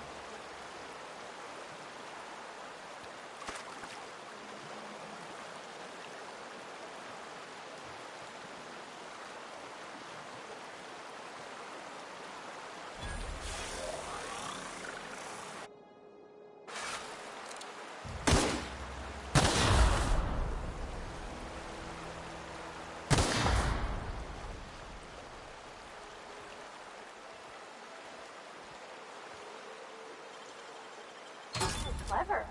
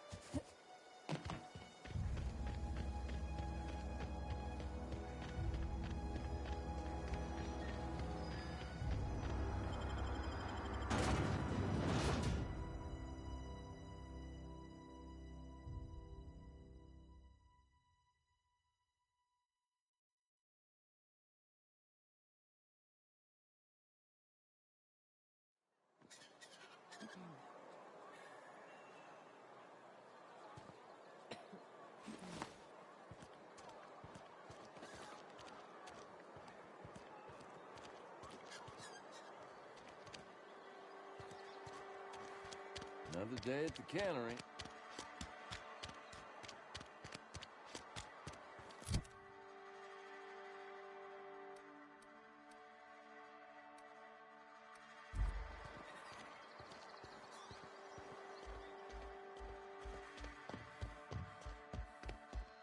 Any progress on that matter we discussed? Wonderful. This is fantastic. Well worth all the sacrifices I... Wait. What the fuck is this? Is this French? I can't fucking read French. It's a law-forsaken joke is what it is. French. Ha! I was so high and mighty, preaching to the yokels about following the plan, while fighting it at every turn.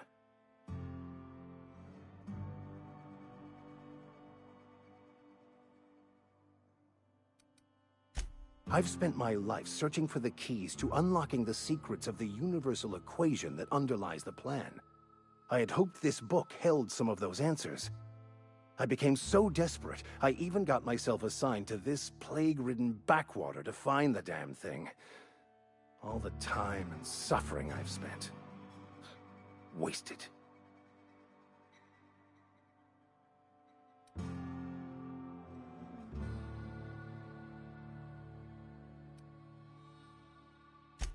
Please. As if my life should have no greater meaning than proselytizing to a bunch of feeble-minded wretches. Nothing could be more excruciating than discussing the true nature of reality with people who have no interest beyond their next Aetherwave program. But that's neither here nor there. What I need to do now is to find a translator, obviously. But to do that, I'll first need to secure transport. You have a ship. Perhaps I could make myself of use to your crew. Certainly. I already gave you most of my money, but I can offer you free spiritual counseling, and I'd be happy to watch your back.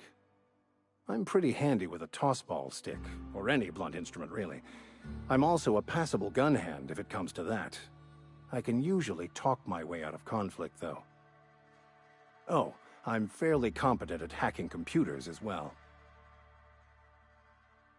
So suspicious, Max.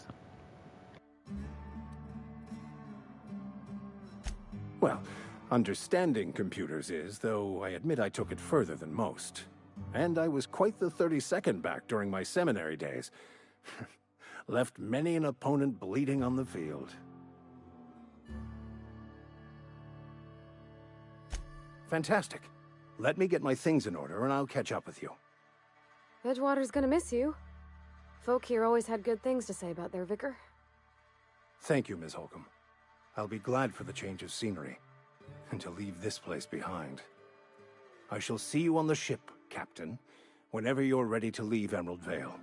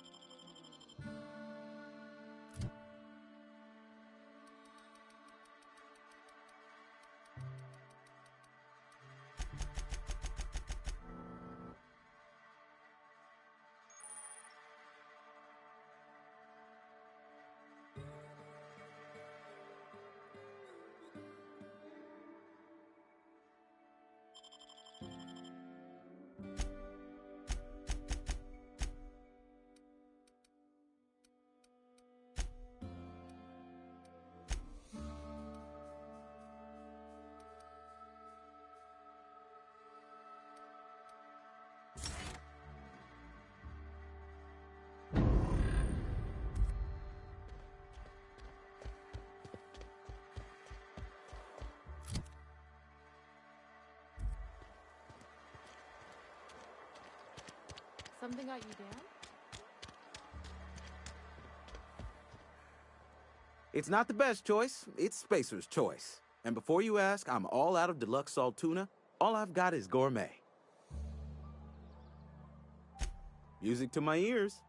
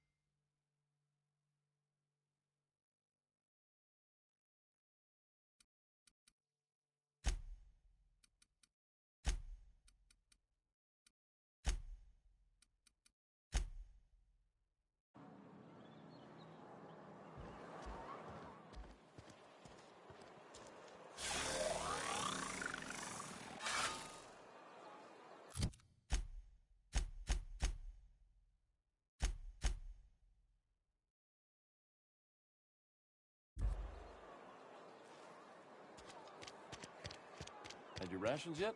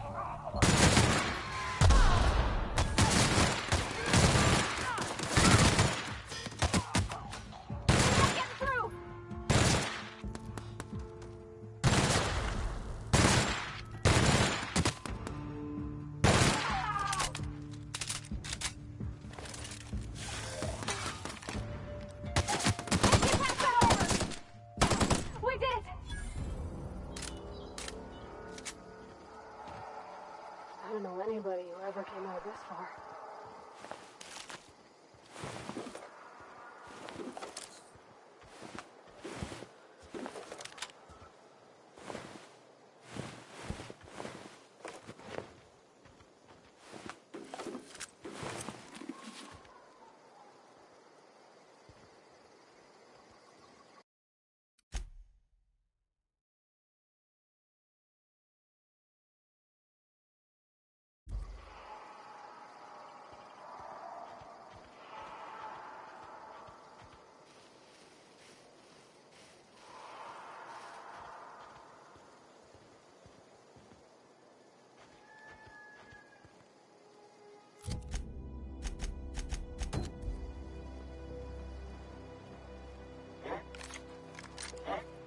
Hear that? Stand and deliver! Always wanted to say that. Kill them!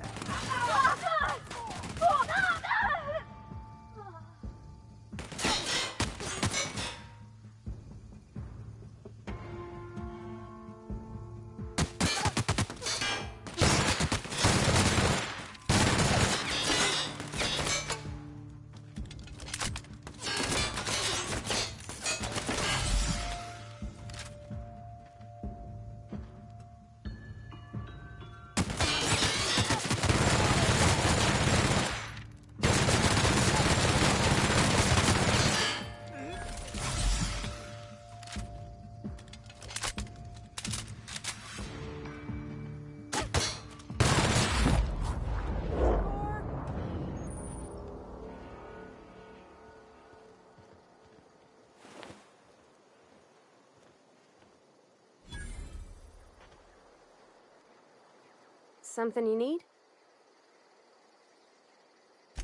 That's on account of how I never met her. I don't rightly know.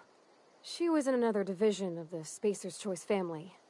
She worked in the Vale a few months, sorting the cannery computers. Her contract said any kids she had, expected or not, belonged to her office from the time of conception. So when I was born, I got sent here.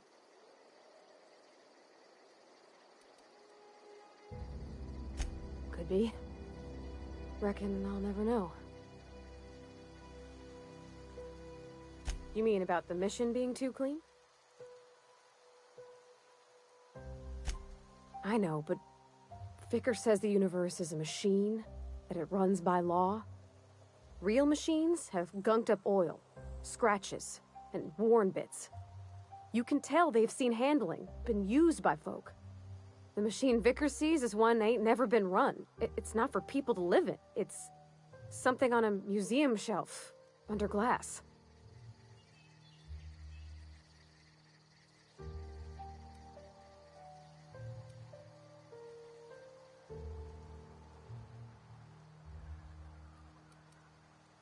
Fixing the universe is a job for somebody way better than the likes of me. Sorry. I know, it's none of my business. It's not like I think it a failing, mind. It's just I live right across the road. Most nights I watch folks out my window. When they come in here, they might be happy or sad. Mostly they're tired. When they leave, they're mad at themselves. Or they stumble into the alley and I listen to their hearts breaking. Am I? Well, it's just normal to me. Why isn't everybody else, I wonder? Why indeed, Aloy? Why indeed? There was a kind of a thing with a vending machine when I was 12. Sure, but folks got long memories around here. I've always been good with my hands, right? So I saw a lock on the machine and thought, oh, this must be how they refill it. But I had to know. So I did my thing, and next thing I know, there's a couple hundred bottles of 0G rolling out the front door and into the road.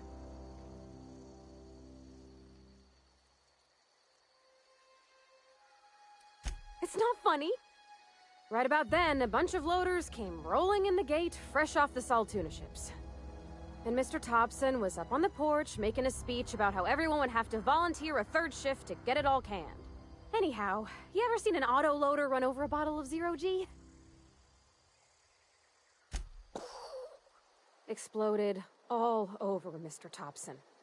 One bottle after another as the loaders went by. I was just shy of working age, so Dad had to pay all the damages. Rose still angry at me. I can laugh about it now, but I just about puked up my guts in terror in the moment. That's the one time I ever made Mr. Thompson look a fool.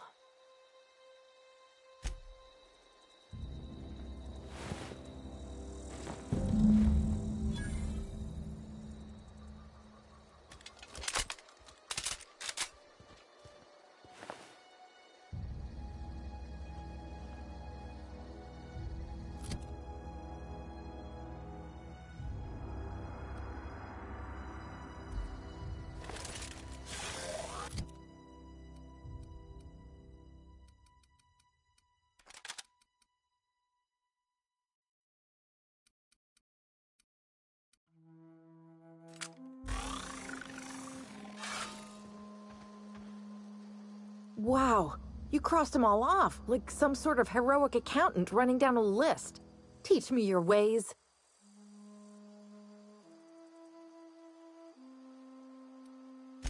Oh, well that's a shame.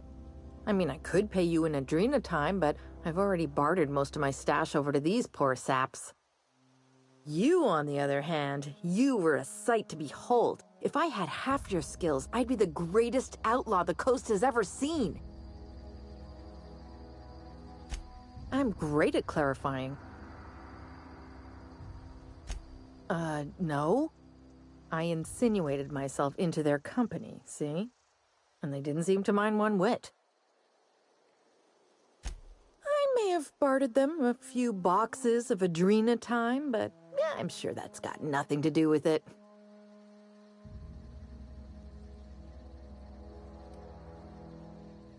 I got kicked out of Edgewater on account of falling sick with plague and stealing some medicine to treat myself. I'd heard some outlaws set up camp in the botanical labs. I decided to throw in with them, seeing as I always wanted to be an outlaw myself. Instead, what do I find but a bunch of former workers camped out around a greenhouse? I couldn't just go back to the cannery, so I was stuck with them. I don't know. The vital processes that constitute the miracle of life are mysterious and unknowable. Oh, you mean around these guys? The Marauders wouldn't hurt me. They love me. I'm practically their queen. Yeah, must be my natural charisma. I've got all the time in Halcyon.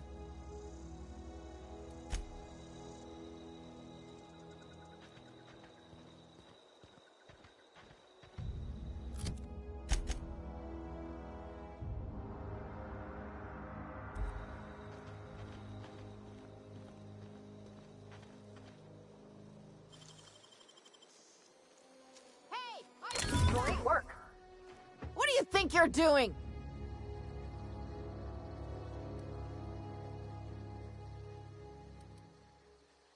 Carry on.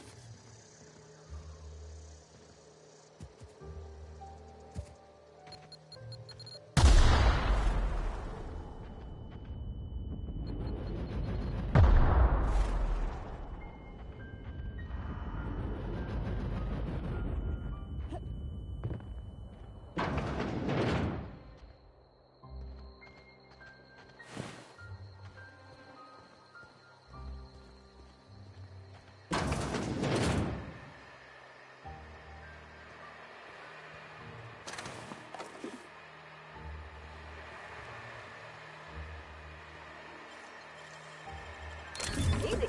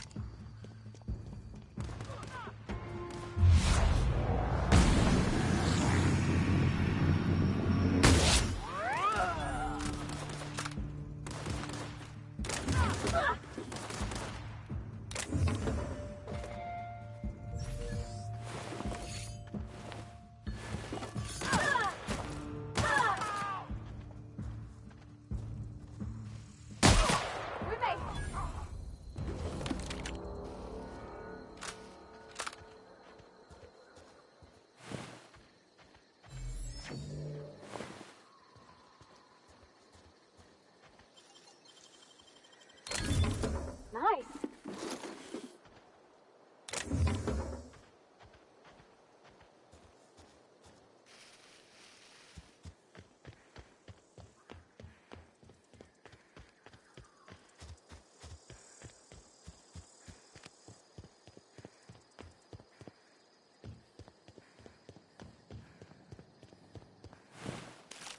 Move along, stranger. We don't want any trouble.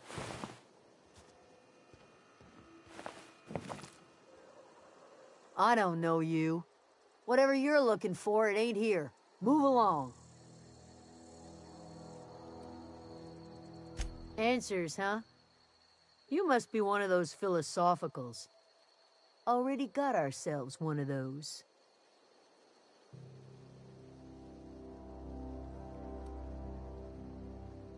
Yeah, that's us.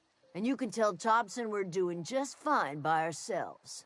If you're gonna start wandering around my camp, know that I got my sights on you.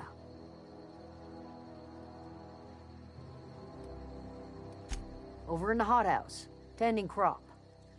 Enough with the questions. No offense, but I've got a lot on my mind.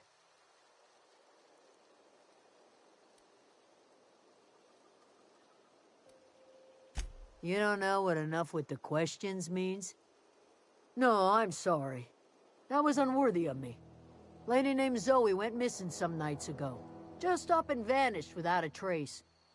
Now I'm pacing around wondering if marauders got to her. Thank the Eternal. Wait, Marauder Camp. Is she all right?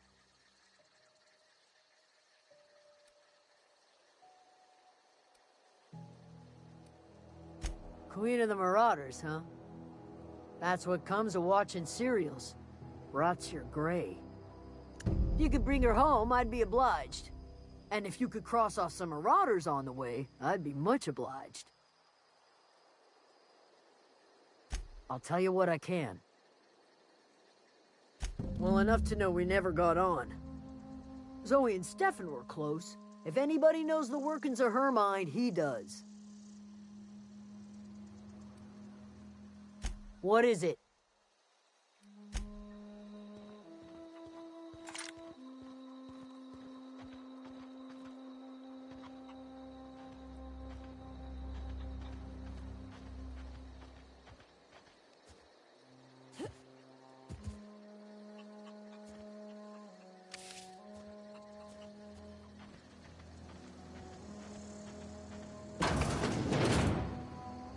Keep your wits about you, friend.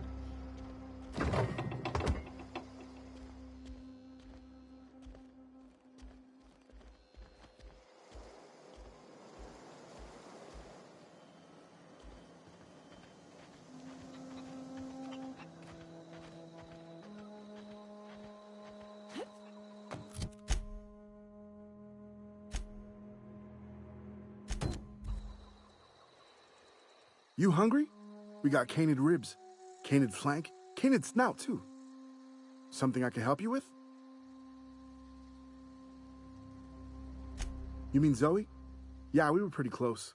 Not like her to go loping off. Zoe and I were gonna watch the serials, as is our custom. She never turned up. I looked around, but she was nowhere to be found. You sound like some type of corporate fixer asking all these questions.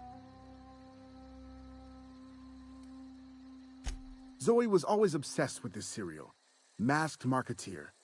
A scion of Byzantium turns to banditry and teaches his marauder companions the wisdom of free market economics. Shame she up and vanished when she did. I had a surprise lined up for her.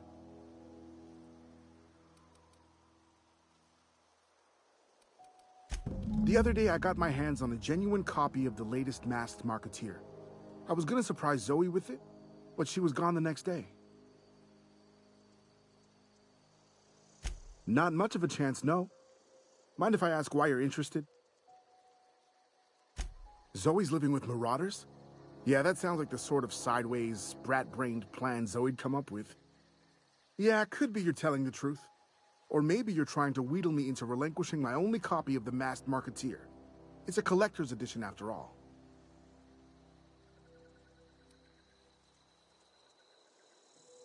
Yeah, you're probably right. A true fan would have displayed a gleam in their eye upon hearing the words collector's edition. Here you go, latest copy of the Masked Marketeer. Tell Zoe we're all waiting on her. Fresh off the limb, and that includes canid meat.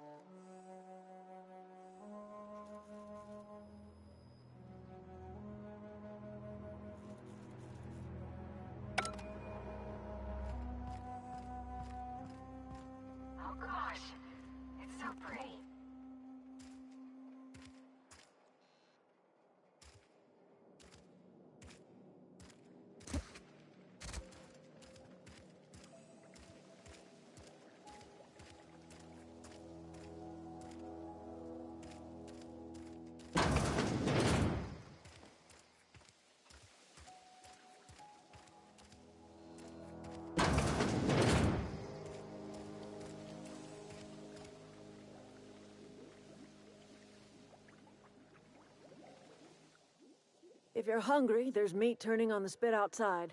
If you're bearing illness, find a place to lay your head down and I'll fetch you a poultice.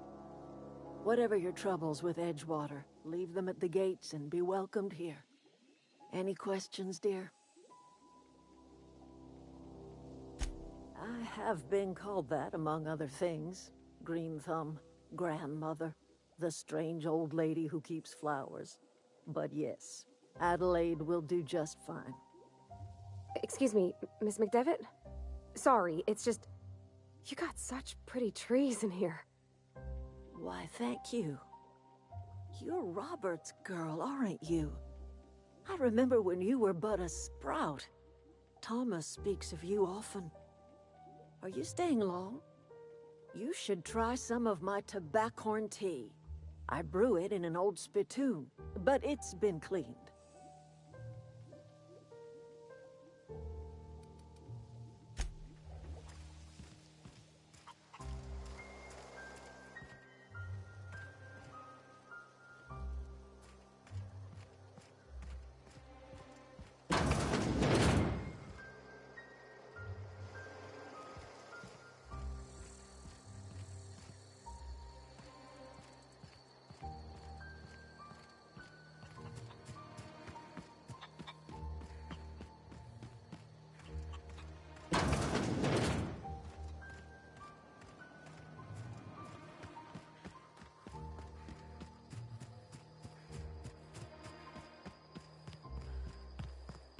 Oh, that's Thomas.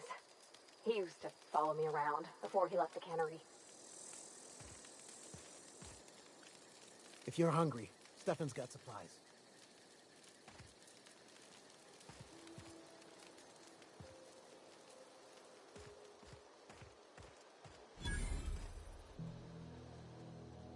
Oh, didn't see you there. I was just occupying myself with a little engineering. Whoa, Miss Parvati. Hey, you're, what, how are you? Hi, hello. Are you, are things safe out here? How are you keeping? Great, just great. I've been trying to keep stuff running, just like you. Only I'm not so... Wait, they didn't kick you out, did they? Oh gosh, no. I'm just along with this lady here. Are you from town? I mean, you don't exactly look like you're from town. Sorry, I just wasn't sure if you were from town or if you were one of us. Something's been chewing at me, you see. Fact is, I've been, well, lying. To everybody here. Camp thinks I'm a mechanical genius, but I couldn't fix a busted chair. I'll take all the help I can get. I set my mind to learning the craft of the engineer, you see. I want to make something of myself. You ever heard of the Young Spacer's Guide to Mechanical Engineering? Comes in a set of 3. If I had my hands on one of those data pads, I could teach myself the ins and outs. Those are good. My dad kept a copy with him when he was working in the cannery. I know the old community center kept a copy. Should find another one back in town. If you could find me even one of those pads, I'd be greatly obliged. No kidding! Really? Well, which one? Look at that! Building a computing machine out of Spectrum potatoes, a primer. I'm just glad it survived all these years. I appreciate you going through all that trouble. In fact, I put aside something special, on the off chance that somebody'd search out those data pads for me. Well, don't keep me in suspense. Ain't that just ironical? If I'd worked a little longer back at the cannery, I might have found this myself. 2 whole data pads? Be still my beating heart. Oh, almost forgot your payment.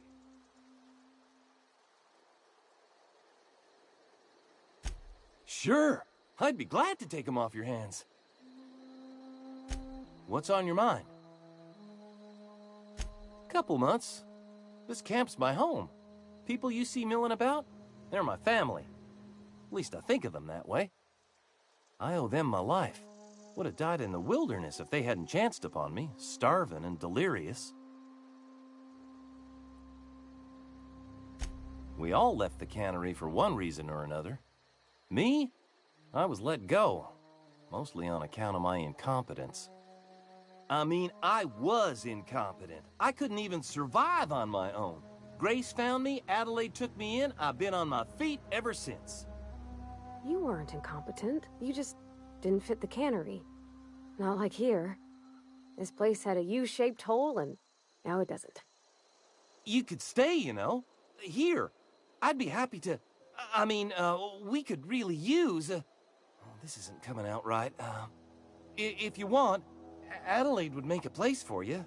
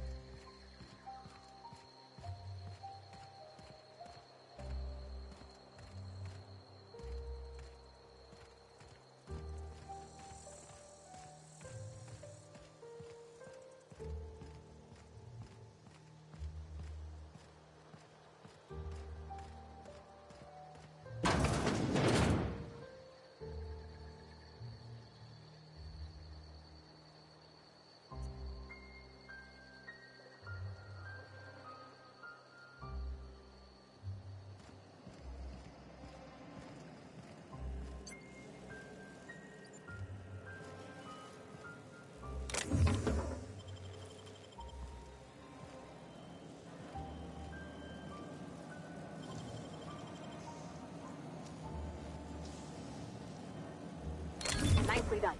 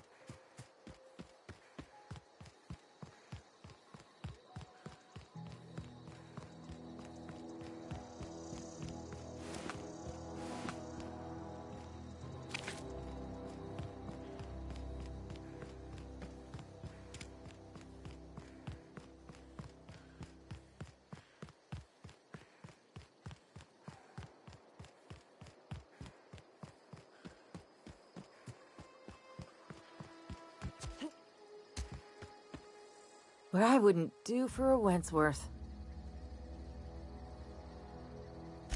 Why? Adelaide wants me back on garden duty or something? Thanks, but I'm not going anywhere. This is where I belong.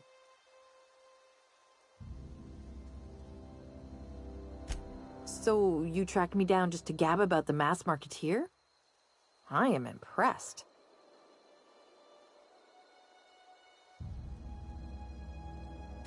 You actually have it? The episode where Lord Cavendish reveals he's been the mass marketeer all along? All right, you convinced me.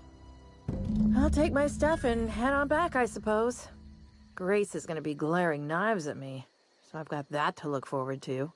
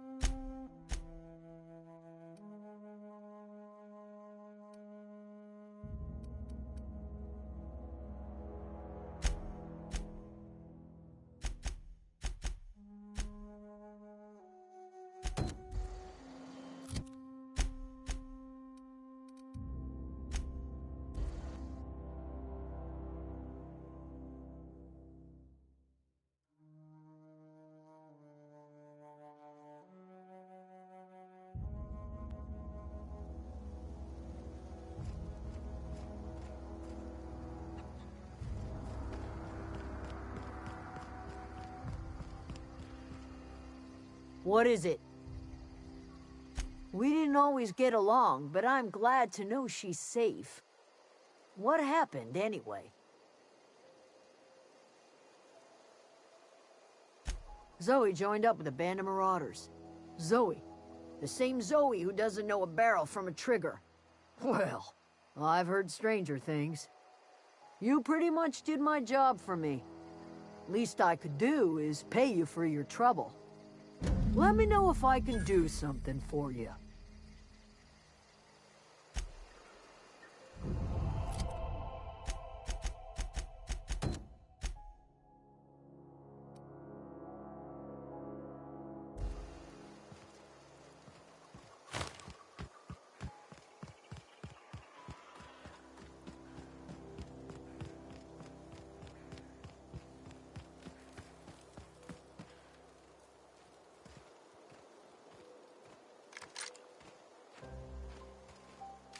For me.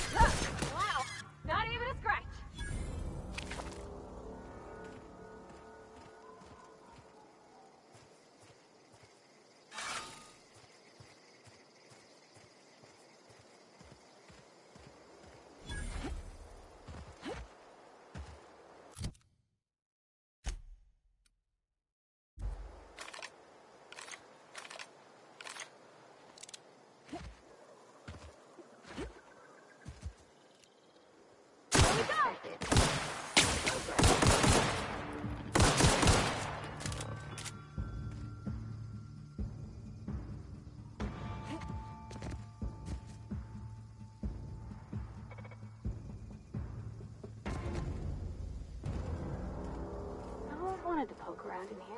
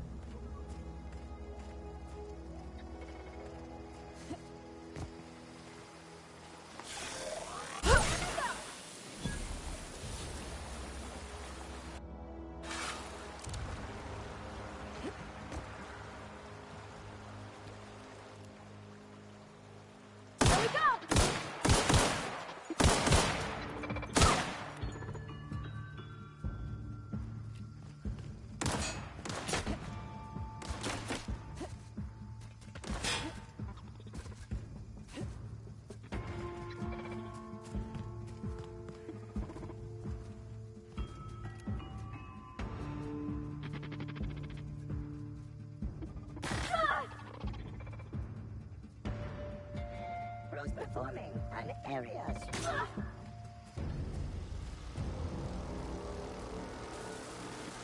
Hey, here we go! Oh.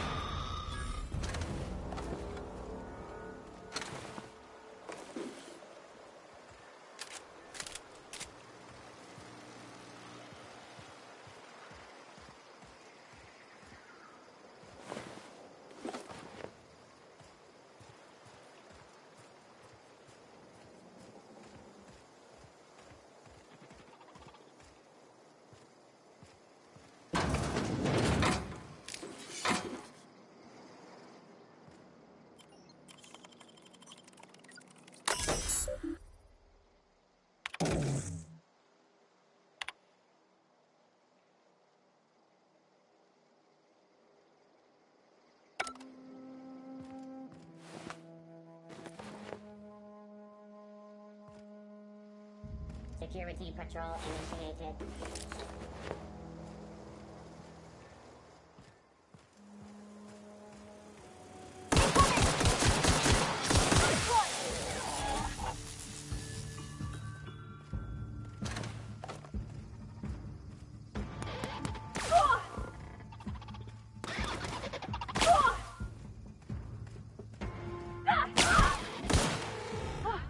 That's the last of them.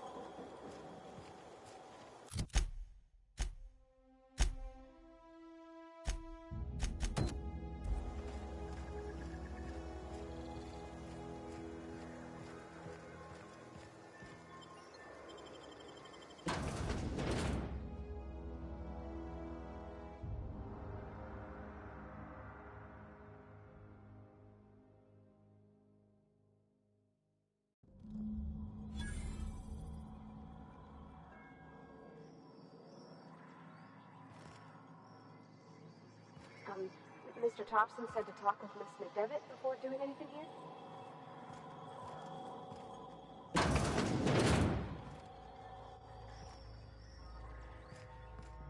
Oh.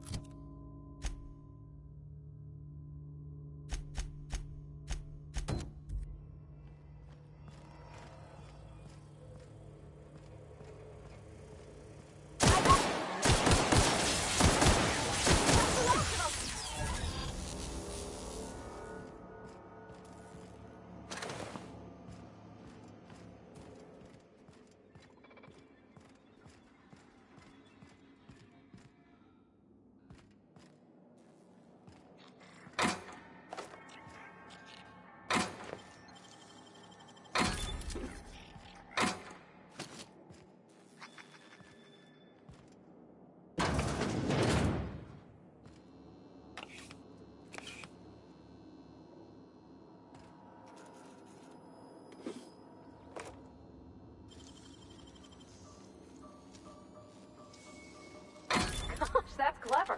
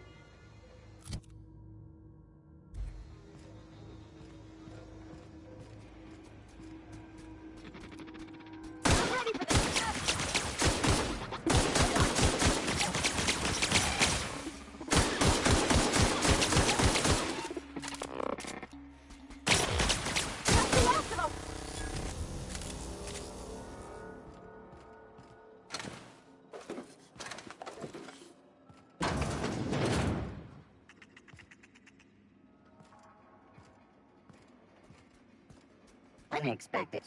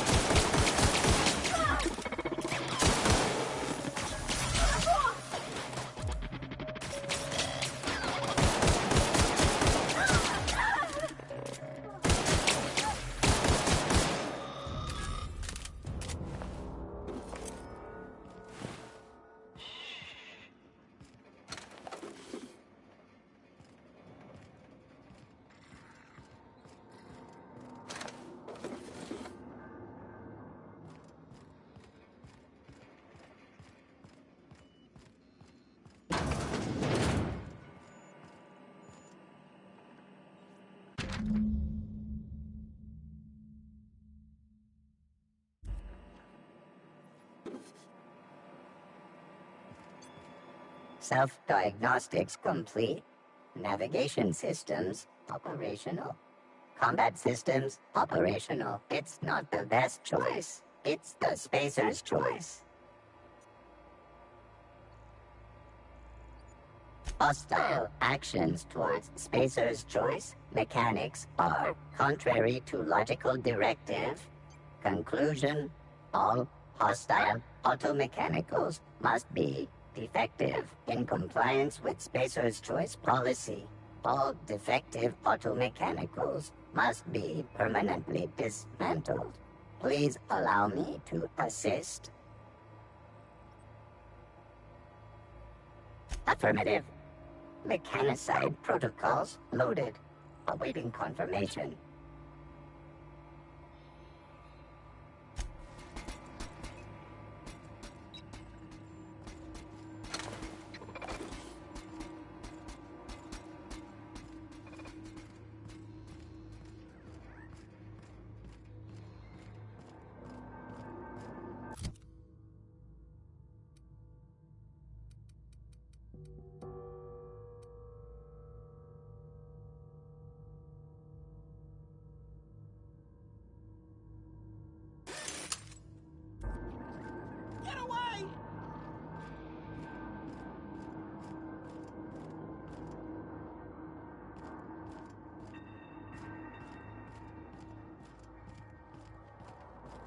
Not real. You're not real.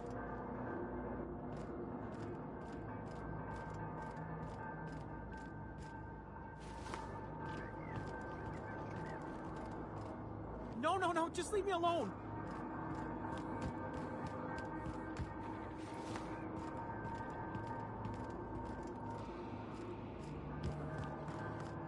Get away! You're not real. You're not real. Get away from me, Phantom! Shoot! Scram! You can talk? The Phantom's never talked before. I knew I shouldn't have eaten that sprat raw. See? See, Higgins? This is why you must always boil your sprats before ingesting. Clearly, I mistook you for one of the phantoms of my imagination, which terrorized me on occasion. Chester D. Higgins. The D stands for definitely not insane. I use it as a reminder.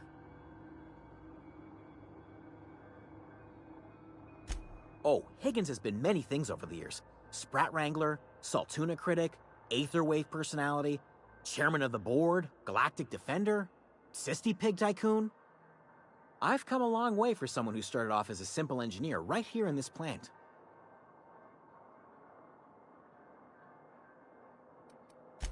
Mechanicals lost their bolts. Opened fire on anything that moved. It was pandemonium. I was on cleaning duty at the time. My old boss had me scrubbing pipes when the killing started. So, as usual, I missed out. I specialized in automechanicals, drones, sentries. Repaired them, maintained, upgraded.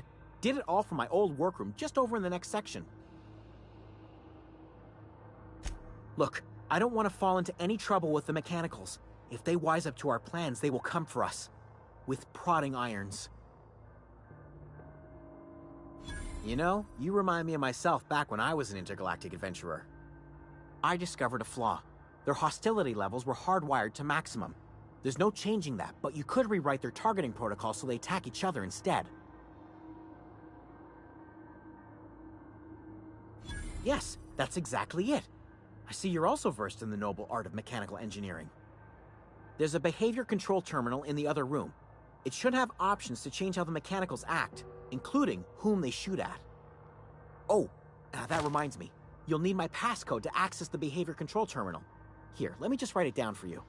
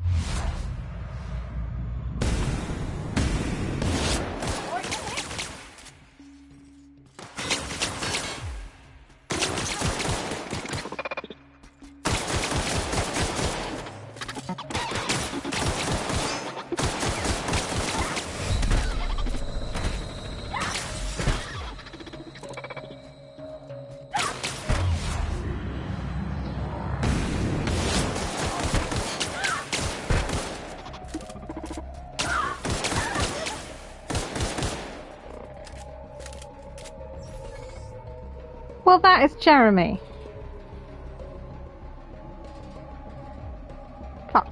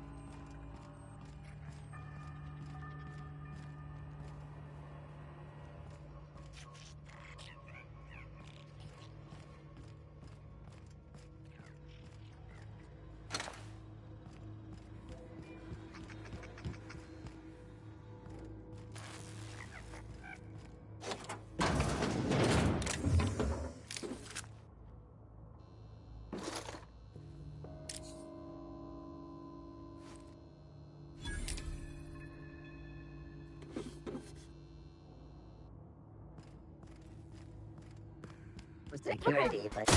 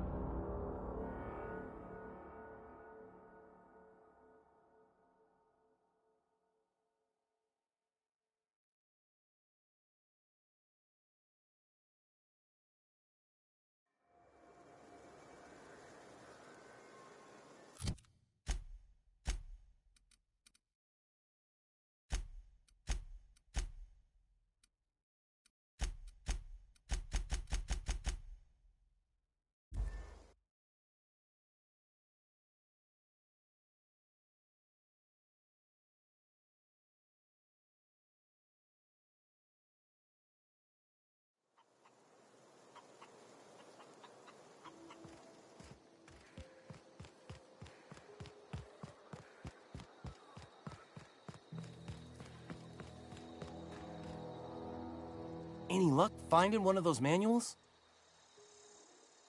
No kidding. Really? Well, which one? The geothermal plant? Now that is just incredible. You really went exploring down there? Adelaide always told us it was swarming with hostile mechanicals. That's a complete set. All 3 parts. I'm gonna be the greatest engineer Halcyon's ever seen. Aside from you, Ms. Parvati, I swear, I'll do you proud. I'm glad we could help, Thomas. I've been saving something for you. Just a little contraption I found. Should fit right into your outfit.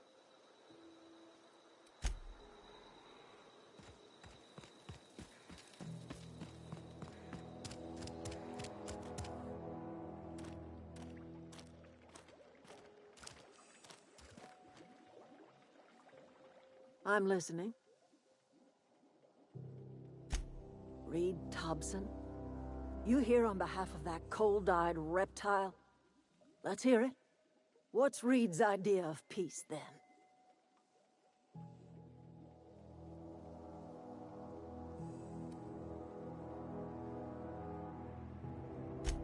Make amends. Spare me. Only thing Reed knows how to make is a mess. Like everything else that comes out of Edgewater, that peace offering is canned.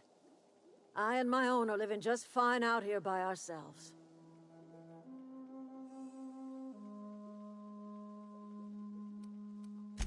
He would do such a thing. The question is, why would you agree to his plans? Cannery's got a regulator. You want ship parts, you ought to rip them out of the cannery's guts and leave us be. If you're going down to the plant, you should divert power away from Edgewater and toward our end of the grid. Think about it. You'd be liberating an entire town from a lifetime of service to that odious cannery. Seems the sort of thing a hero would do.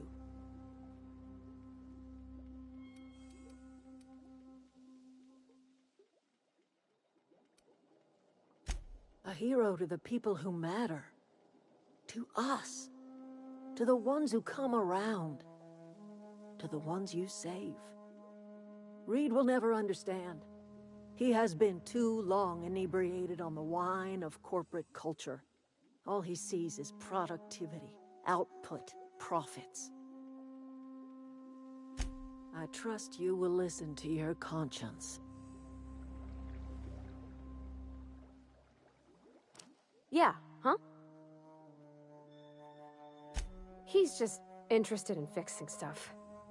He always used to follow me around, asking me to explain what I was doing. Like a puppy, kinda. I'm just glad he's alive. That he's okay. I mean, when Mr. Thompson said he was fired, we all expected the worst.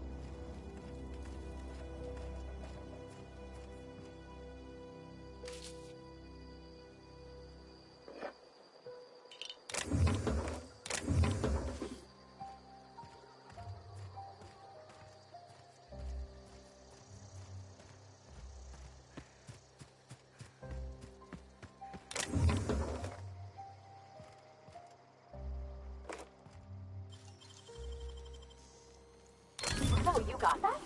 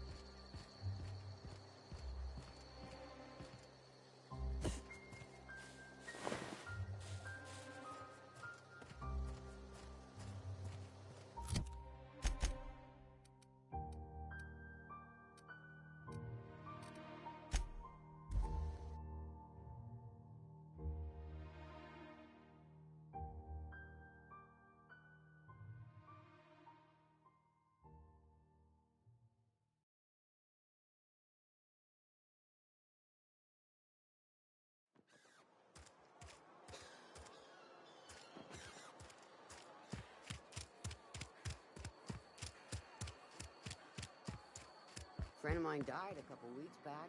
Something to report? We pay by the finger. What do you have for me? Gil Antrim. Real name, Guillaume. Duly processed by a freelancer on behalf of Spacer's Choice. I remember him. Was just a kid last I saw him. Shame. I'll just need your signature here, here, here, here, and here. Got any more fingers for me? Mabel Burgess. Age 37. Right or left-handed? Let's just say no longer applicable. I remember Doc Burgess. Conducted my physical every fiscal quarter. Guess she couldn't keep her hands off her patient's medicine. Still one outstanding bounty. If you've got a finger, I've got the paperwork. Here we are. Bertie Cotton. Cause of death. Let's just say overwhelming physical trauma. Bert was the local preacher before Max took over. Always was quick to remind us that we all get what we deserve in the end. Well, that's all three. I must remember to requisition some more fingerprint ink. Here's all the compensation you've earned, plus a bonus. You've done such a bang-up job hunting down our former workers that I thought it only proper to deputize you. Congratulations. Let me stop you there. It is official Spacer's Choice policy that all Marauders, regardless of prior affiliation to the Spacer's Choice brand, no longer qualify as our people. Marauders are folk who lost the will to keep working, wandered out into the wilds and gave into their baser instincts. Not everyone's cut out to work in Edgewater. Some turn deserter, some turn marauder. None of them get my sympathy. Uh-huh. I recall young Eugene. Good kid. Nice smile. Fussy about his health, though. Took a little too much adrenatime. That'll do a number on your brain matter. Says so right on the warning label. Violent psychosis is a well-documented and legally accounted for side effect of adrenatime. What's on your mind?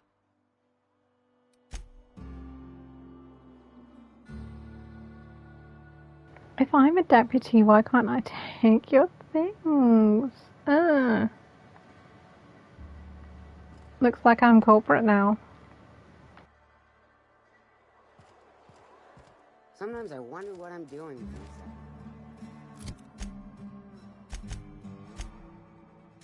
Nothing I can do about that.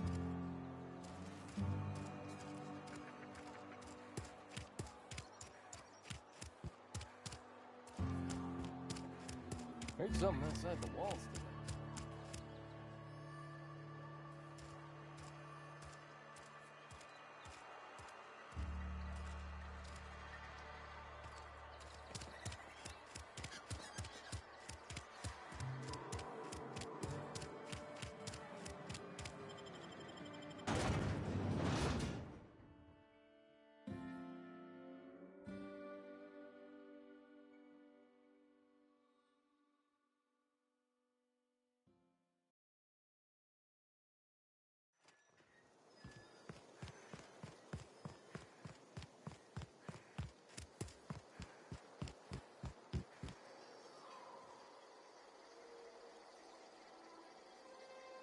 Bring us honor, soldier.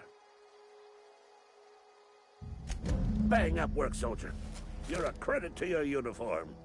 Oh, that reminds me. Gotta look into getting us a uniform. So this is it then. The key to humanity's victory over the mechanical hordes. I would reward you with the gratitude of the Resistance, but I'm guessing you want something tactile. So here's a couple of bits for your trouble, and a little something to remember me by.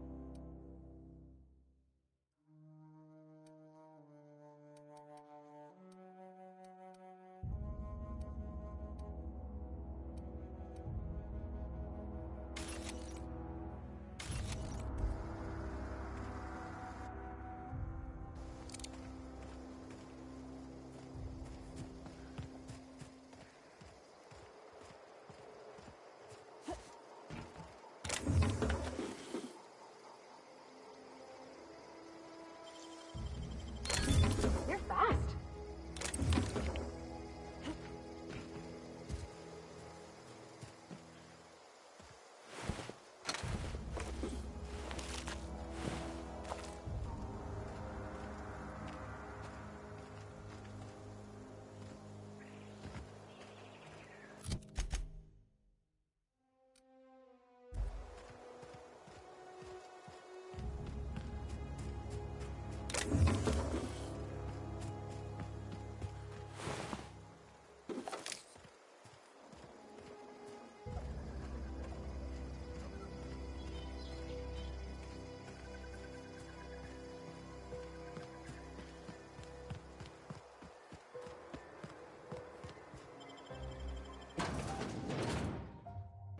I wonder if Jeremy still hates us.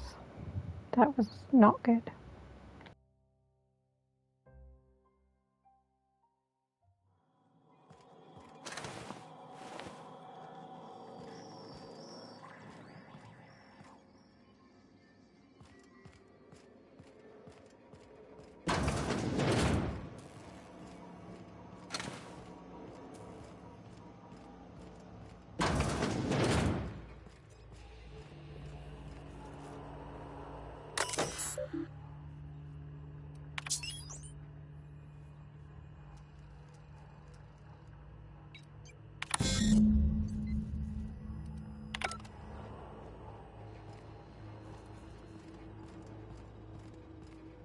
Three switches.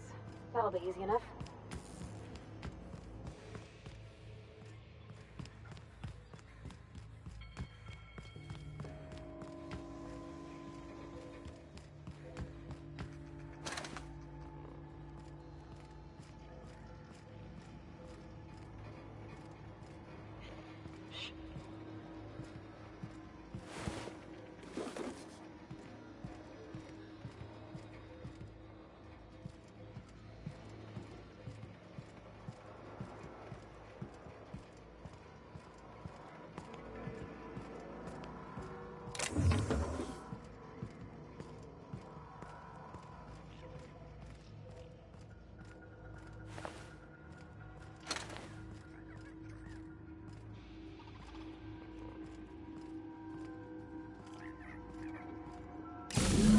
Two more.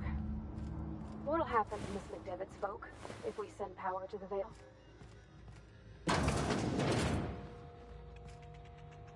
Yeah, huh?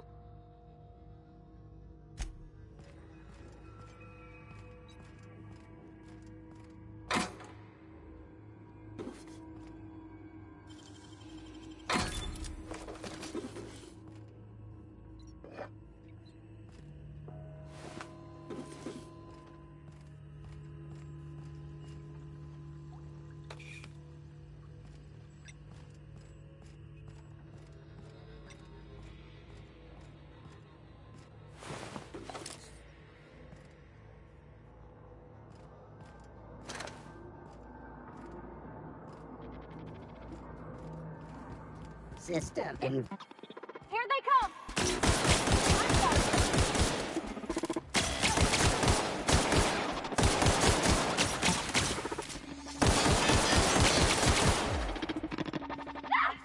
Jeremy, please!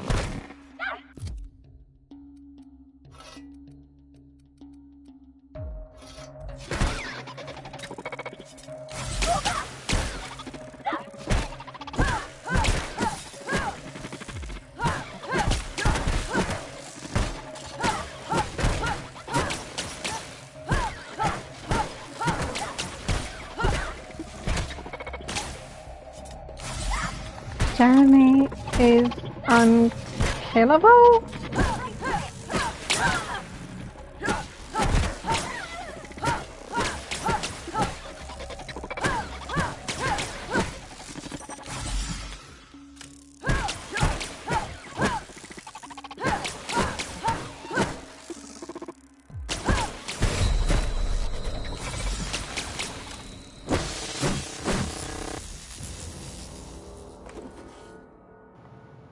I am so sorry, Jeremy. My friend.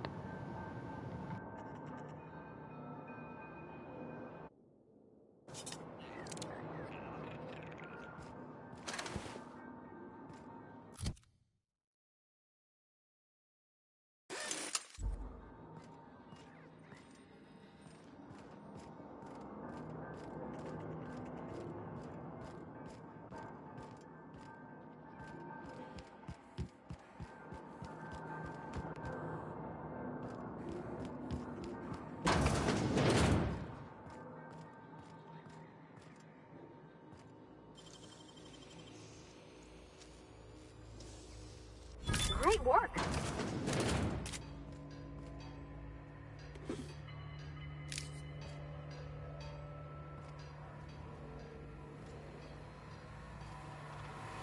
Mind the steam. You're liable to get scalded. I'll begin it.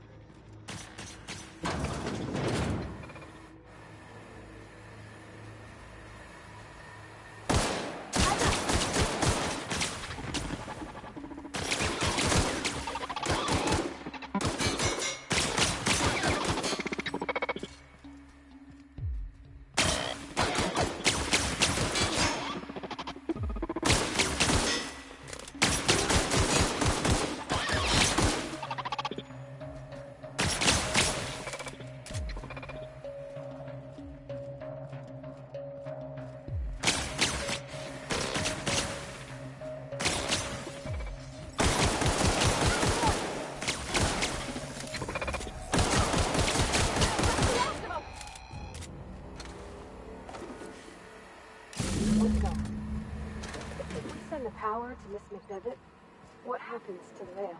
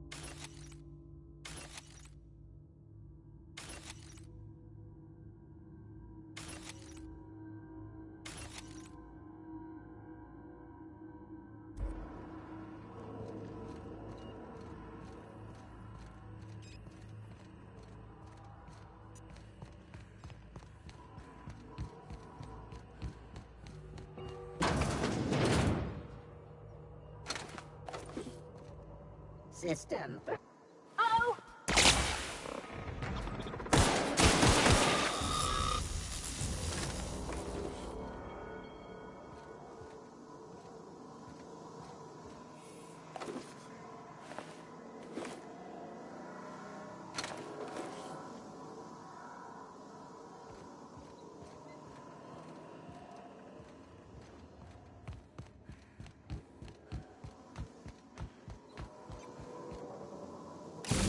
Last. I'm not sure what the ride is. All I know is the decision's final.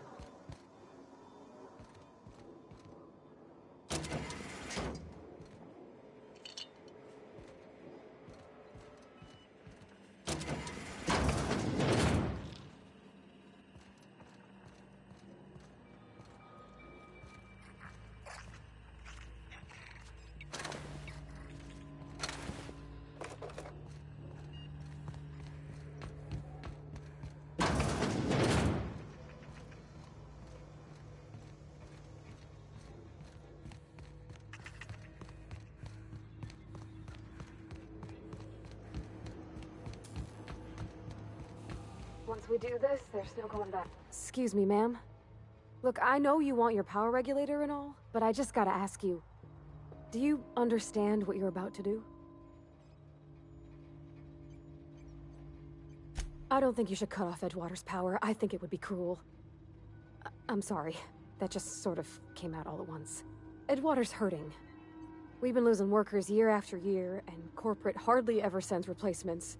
There's barely enough Saltuna to fill our bellies anymore. But the town's got some good people in it. Decent, hard-working folk just living their lives the only way they know how. They don't deserve to be punished.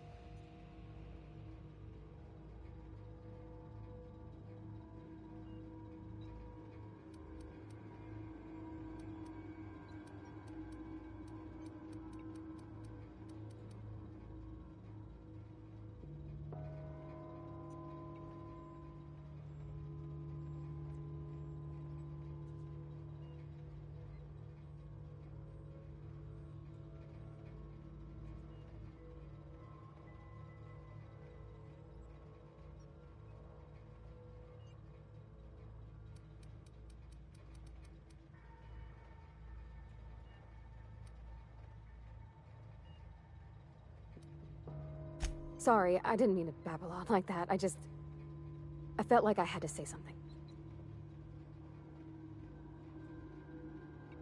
Really? Sorry, I was on the move. Wow. Thanks. No one's ever told me those words in that order.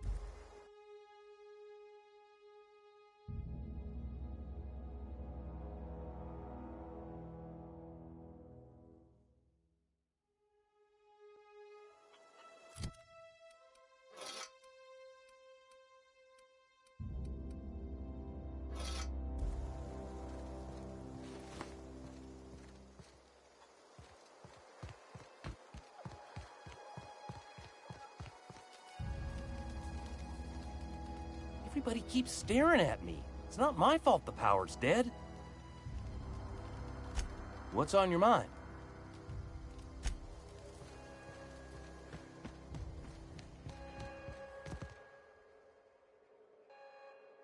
That's the thing about growing old. Your eyes start to fail. Elsewise, I would have seen you for the snake that you are, chopped you into pieces and roasted you on a spit. This is all you're doing. Cutting off my power, killing off my garden. Without refrigeration, my food will spoil, and my flock will starve. I want to ask you this in private, away from the eyes of my flock, so they do not see me lose my temper. Tell me, why did you do it?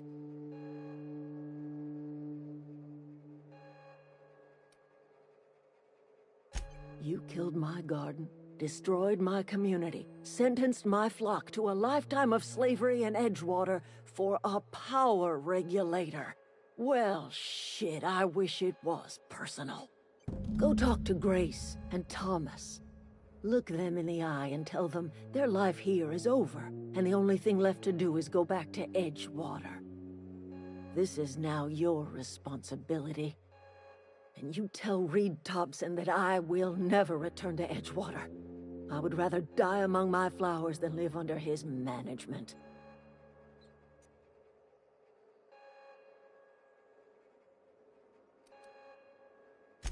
My son worked in that cannery. When the plague started coming, he was one of the first to fall sick. We had a store of medicine locked away, but Reed refused to treat him. Said my boy didn't deserve treatment. Said the medicine would have been wasted on him. So I buried my boy in the cemetery, gathered my belongings, and left. That's as much of the story as you need to hear. You offering to cross Reed off, huh? This some sort of twisted reparation for what you've done? Or are you just looking for a chance to sow some chaos? Kill Reed if you must, or talk him into leaving if you can. He and I are not sharing the same four walls together. Tell Reed that I can make his people healthy again. I can end their plague. Start a new garden right in the cannery. 3 square meals for every man and woman in Edgewater. Tell him how I've made the Vale bloom again. The soil has whispered its secrets to me, and I alone know how to breathe life back into the earth. The secret is human corpses. I've been grinding them up in my fertilizer for years. Marauder, worker, don't matter much to me. The human body is rich with nutrients.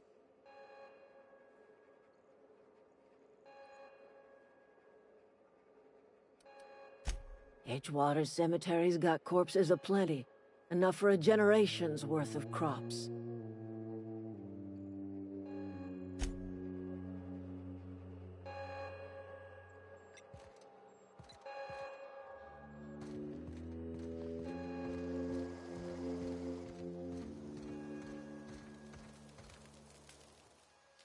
Sorry, I'm just trying to figure out what to do is all. I've been thinking about going back. I'm not much use to anybody here. I get sick thinking about working at the cannery. I can't do that again. You know something? I think you're right. The town could use another engineer, and I'm on my way to becoming one. I could do a lot of good in Edgewater. Maybe even keep a garage of my own with a little workbench and my very own toolbox. It's just... Adelaide's never gonna forgive me. Not in 100 years. I go crawling back to my old life in Edgewater, and I'm as good as dead to her.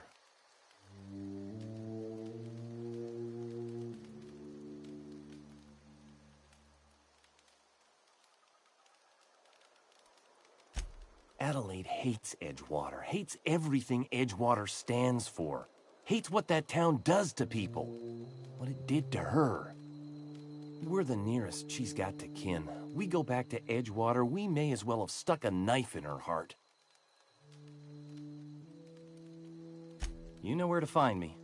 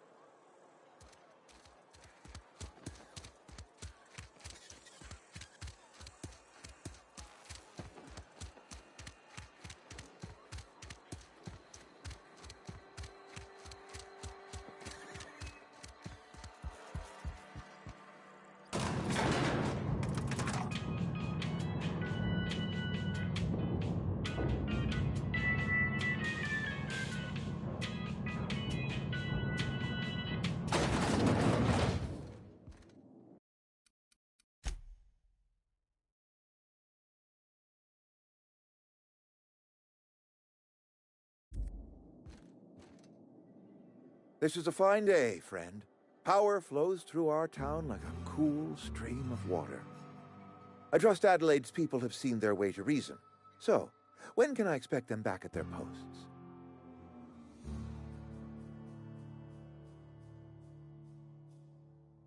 Then we are at an impasse. Stewardship over this town has been entrusted to me by Spacer's Choice. I am not perfect. I have made my share of mistakes. But I have done my best for this town.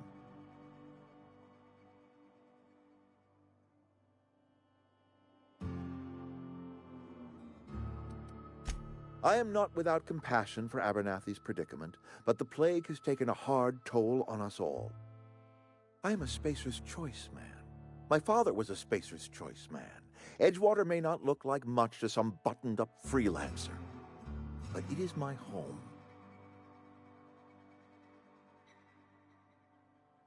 I don't believe you. Plague's a reality of life. Best treatment is a good work ethic. You are disparaging our parent company, and it is not appreciated. We are a Spacer's Choice Saltuna cannery. We eat saltuna here, and only saltuna.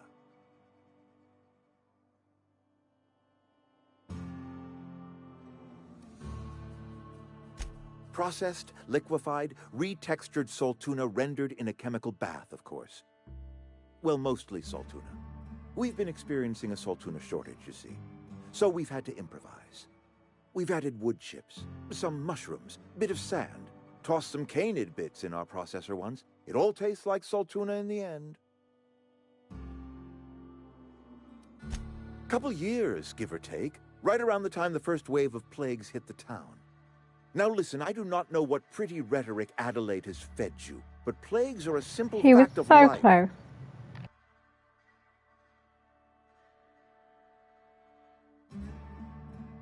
You'll excuse me for being skeptical. How exactly is Adelaide growing crops in barren soil? If Adelaide's found a way to feed her people and cure the plague, then she deserves this office more than I do. I won't stand in her way. My life here is ended. Give me a little time to settle my affairs.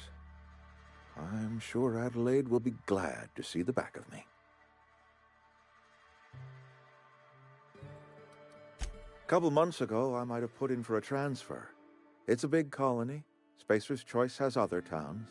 Now, I couldn't show my face in any of them. No such thing as an honorable resignation. Suppose I could find a place outside the walls, or put in for early retirement.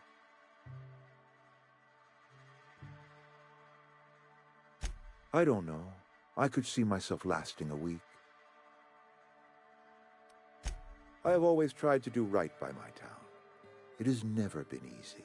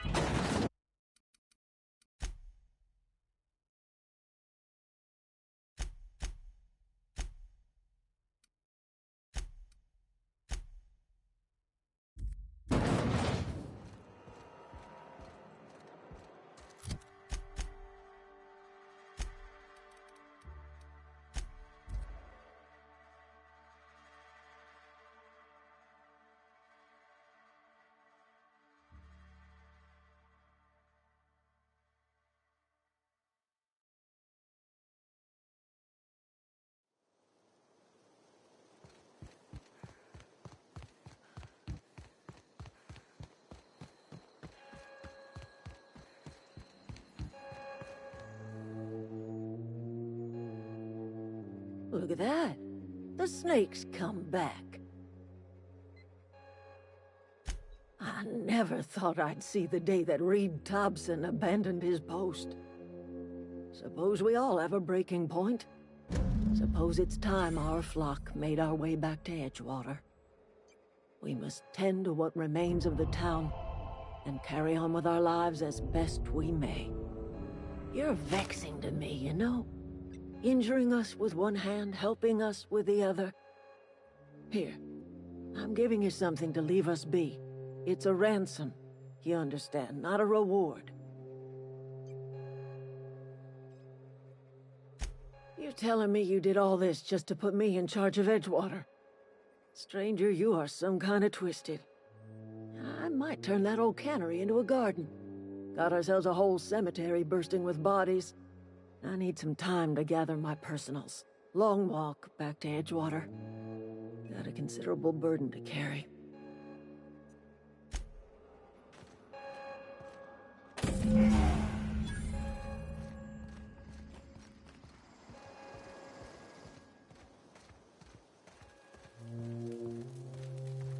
One of us want to go see what happened? What? I don't know what you did to talk some sense into Zoe, but I appreciate it. Didn't think she'd go back so long as Reed was still running the place. Something must have changed. If Adelaide's going back to Edgewater, we'll follow her.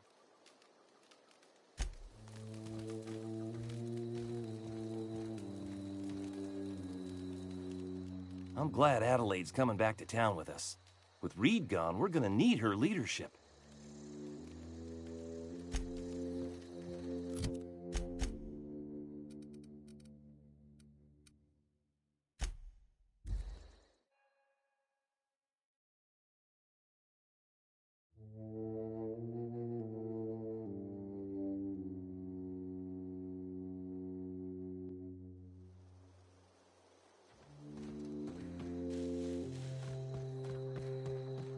Is this your ship?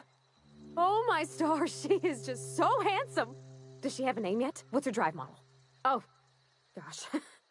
Listen to me babbling. When I was in Edgewater, I dreamed of flying on a real ship, working on a real engine, belonging to a proper crew. I'm the only decent mechanic Edgewater's got, but every time I think of going back, I get this sinking feeling.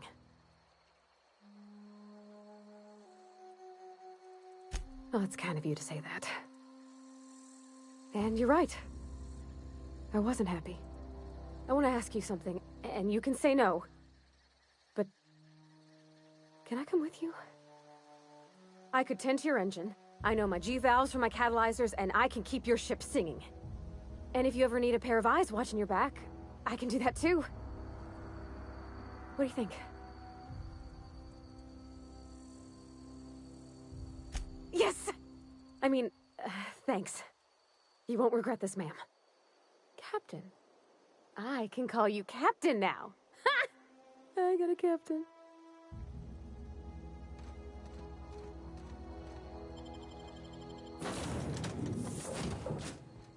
Well, I certainly am looking forward to flying on a ship named the Unreliable. I'll just head upstairs and claim a room. Captain, I have detected that Edgewater's power supply is now optimal. I applaud your willingness to invest your time in the local community. What can I do for you, Captain? Do you know how to install a power regulator? Outstanding, Captain. Your aptitude for engineering will prove invaluable in the event of another catastrophic engine failure. Our engine room is located behind you. Across the cargo bay, up the ladders.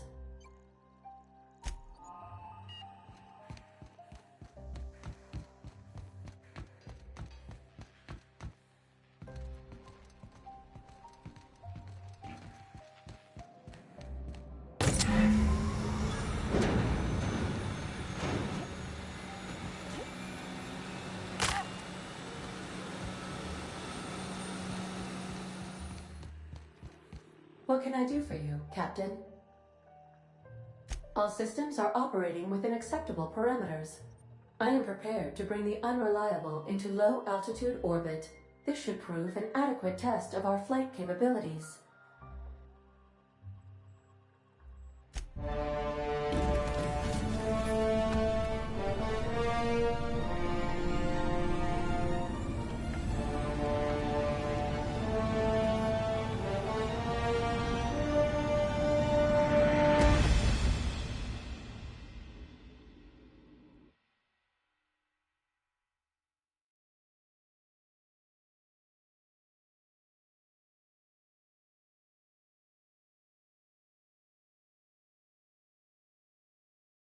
We have received a communication request from Dr. Phineas Wells. Aha, there you are. Hale and hearty, and captain of your own ship. I see you're putting the Unreliable to good use. Shame about her former captain. Horrible way to die. How are you feeling, by the way? I lost track of you in that cave back there. Experiencing any, unnatural drippage? Perfectly normal side effect of thawing, I assure you.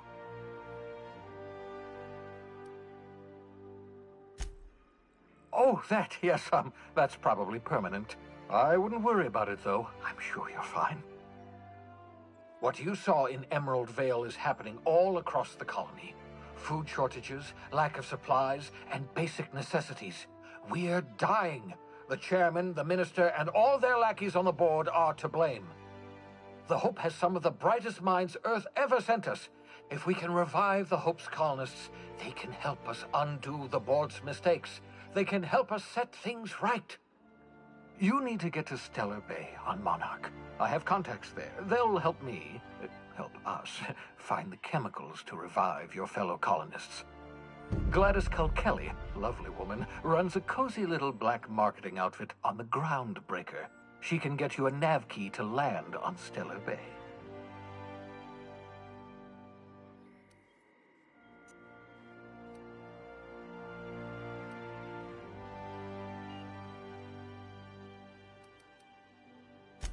Excellent. I'll send her a wireless. Let her know you're coming.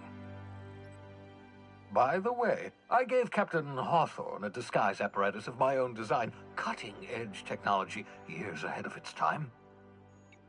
I call it the Holographic Shroud. I'm sure it will prove remarkably useful to you. You'll find it in the captain's quarters. Excellent. I'll contact you once you've found a way to get to Stellar Bay. If you have any questions, come see me in my lab. And remember, don't trust the board. They'll try to win you over with promises of wealth and power, but it's a lie. The board's only interested in filling their own pockets. If we don't put a stop to them, they're going to run this colony to the ground. Transmission ended. If you are ready to depart, please select a destination on your navigation terminal.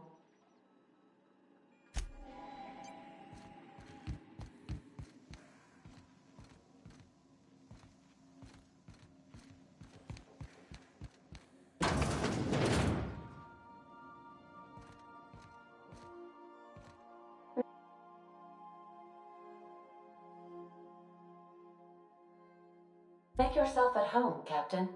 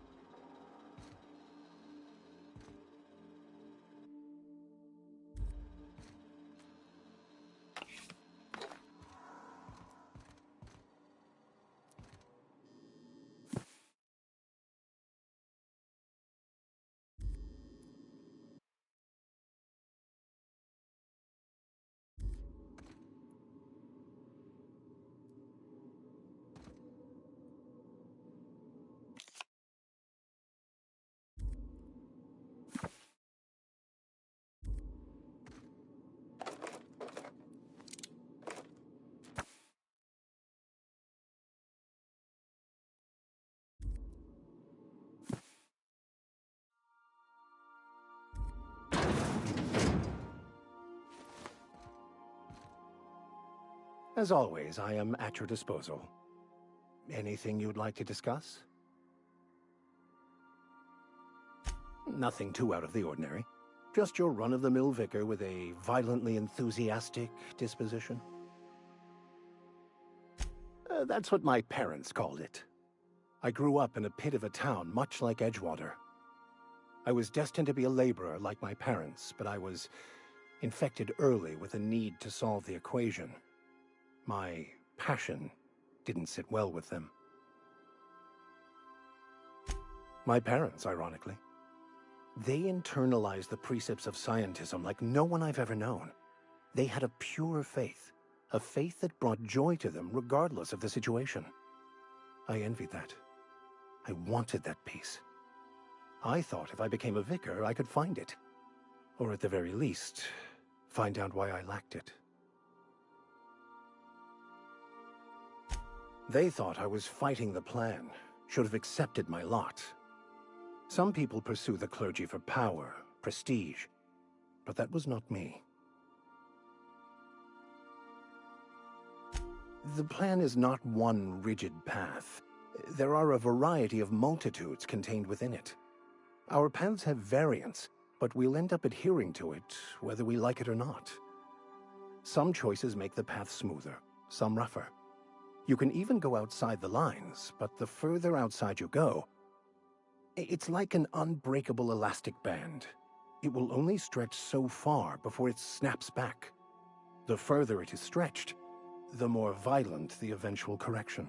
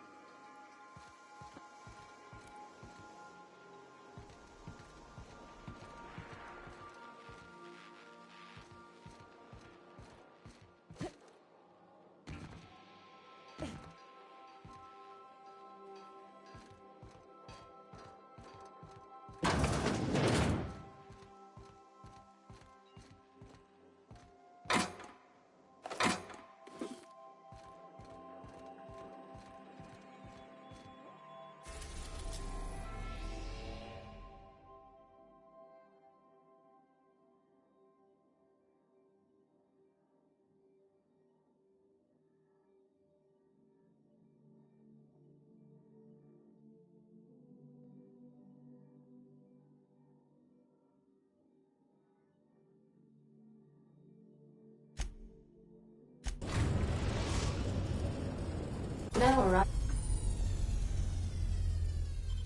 arriving at Phineas's top secret orbital lab.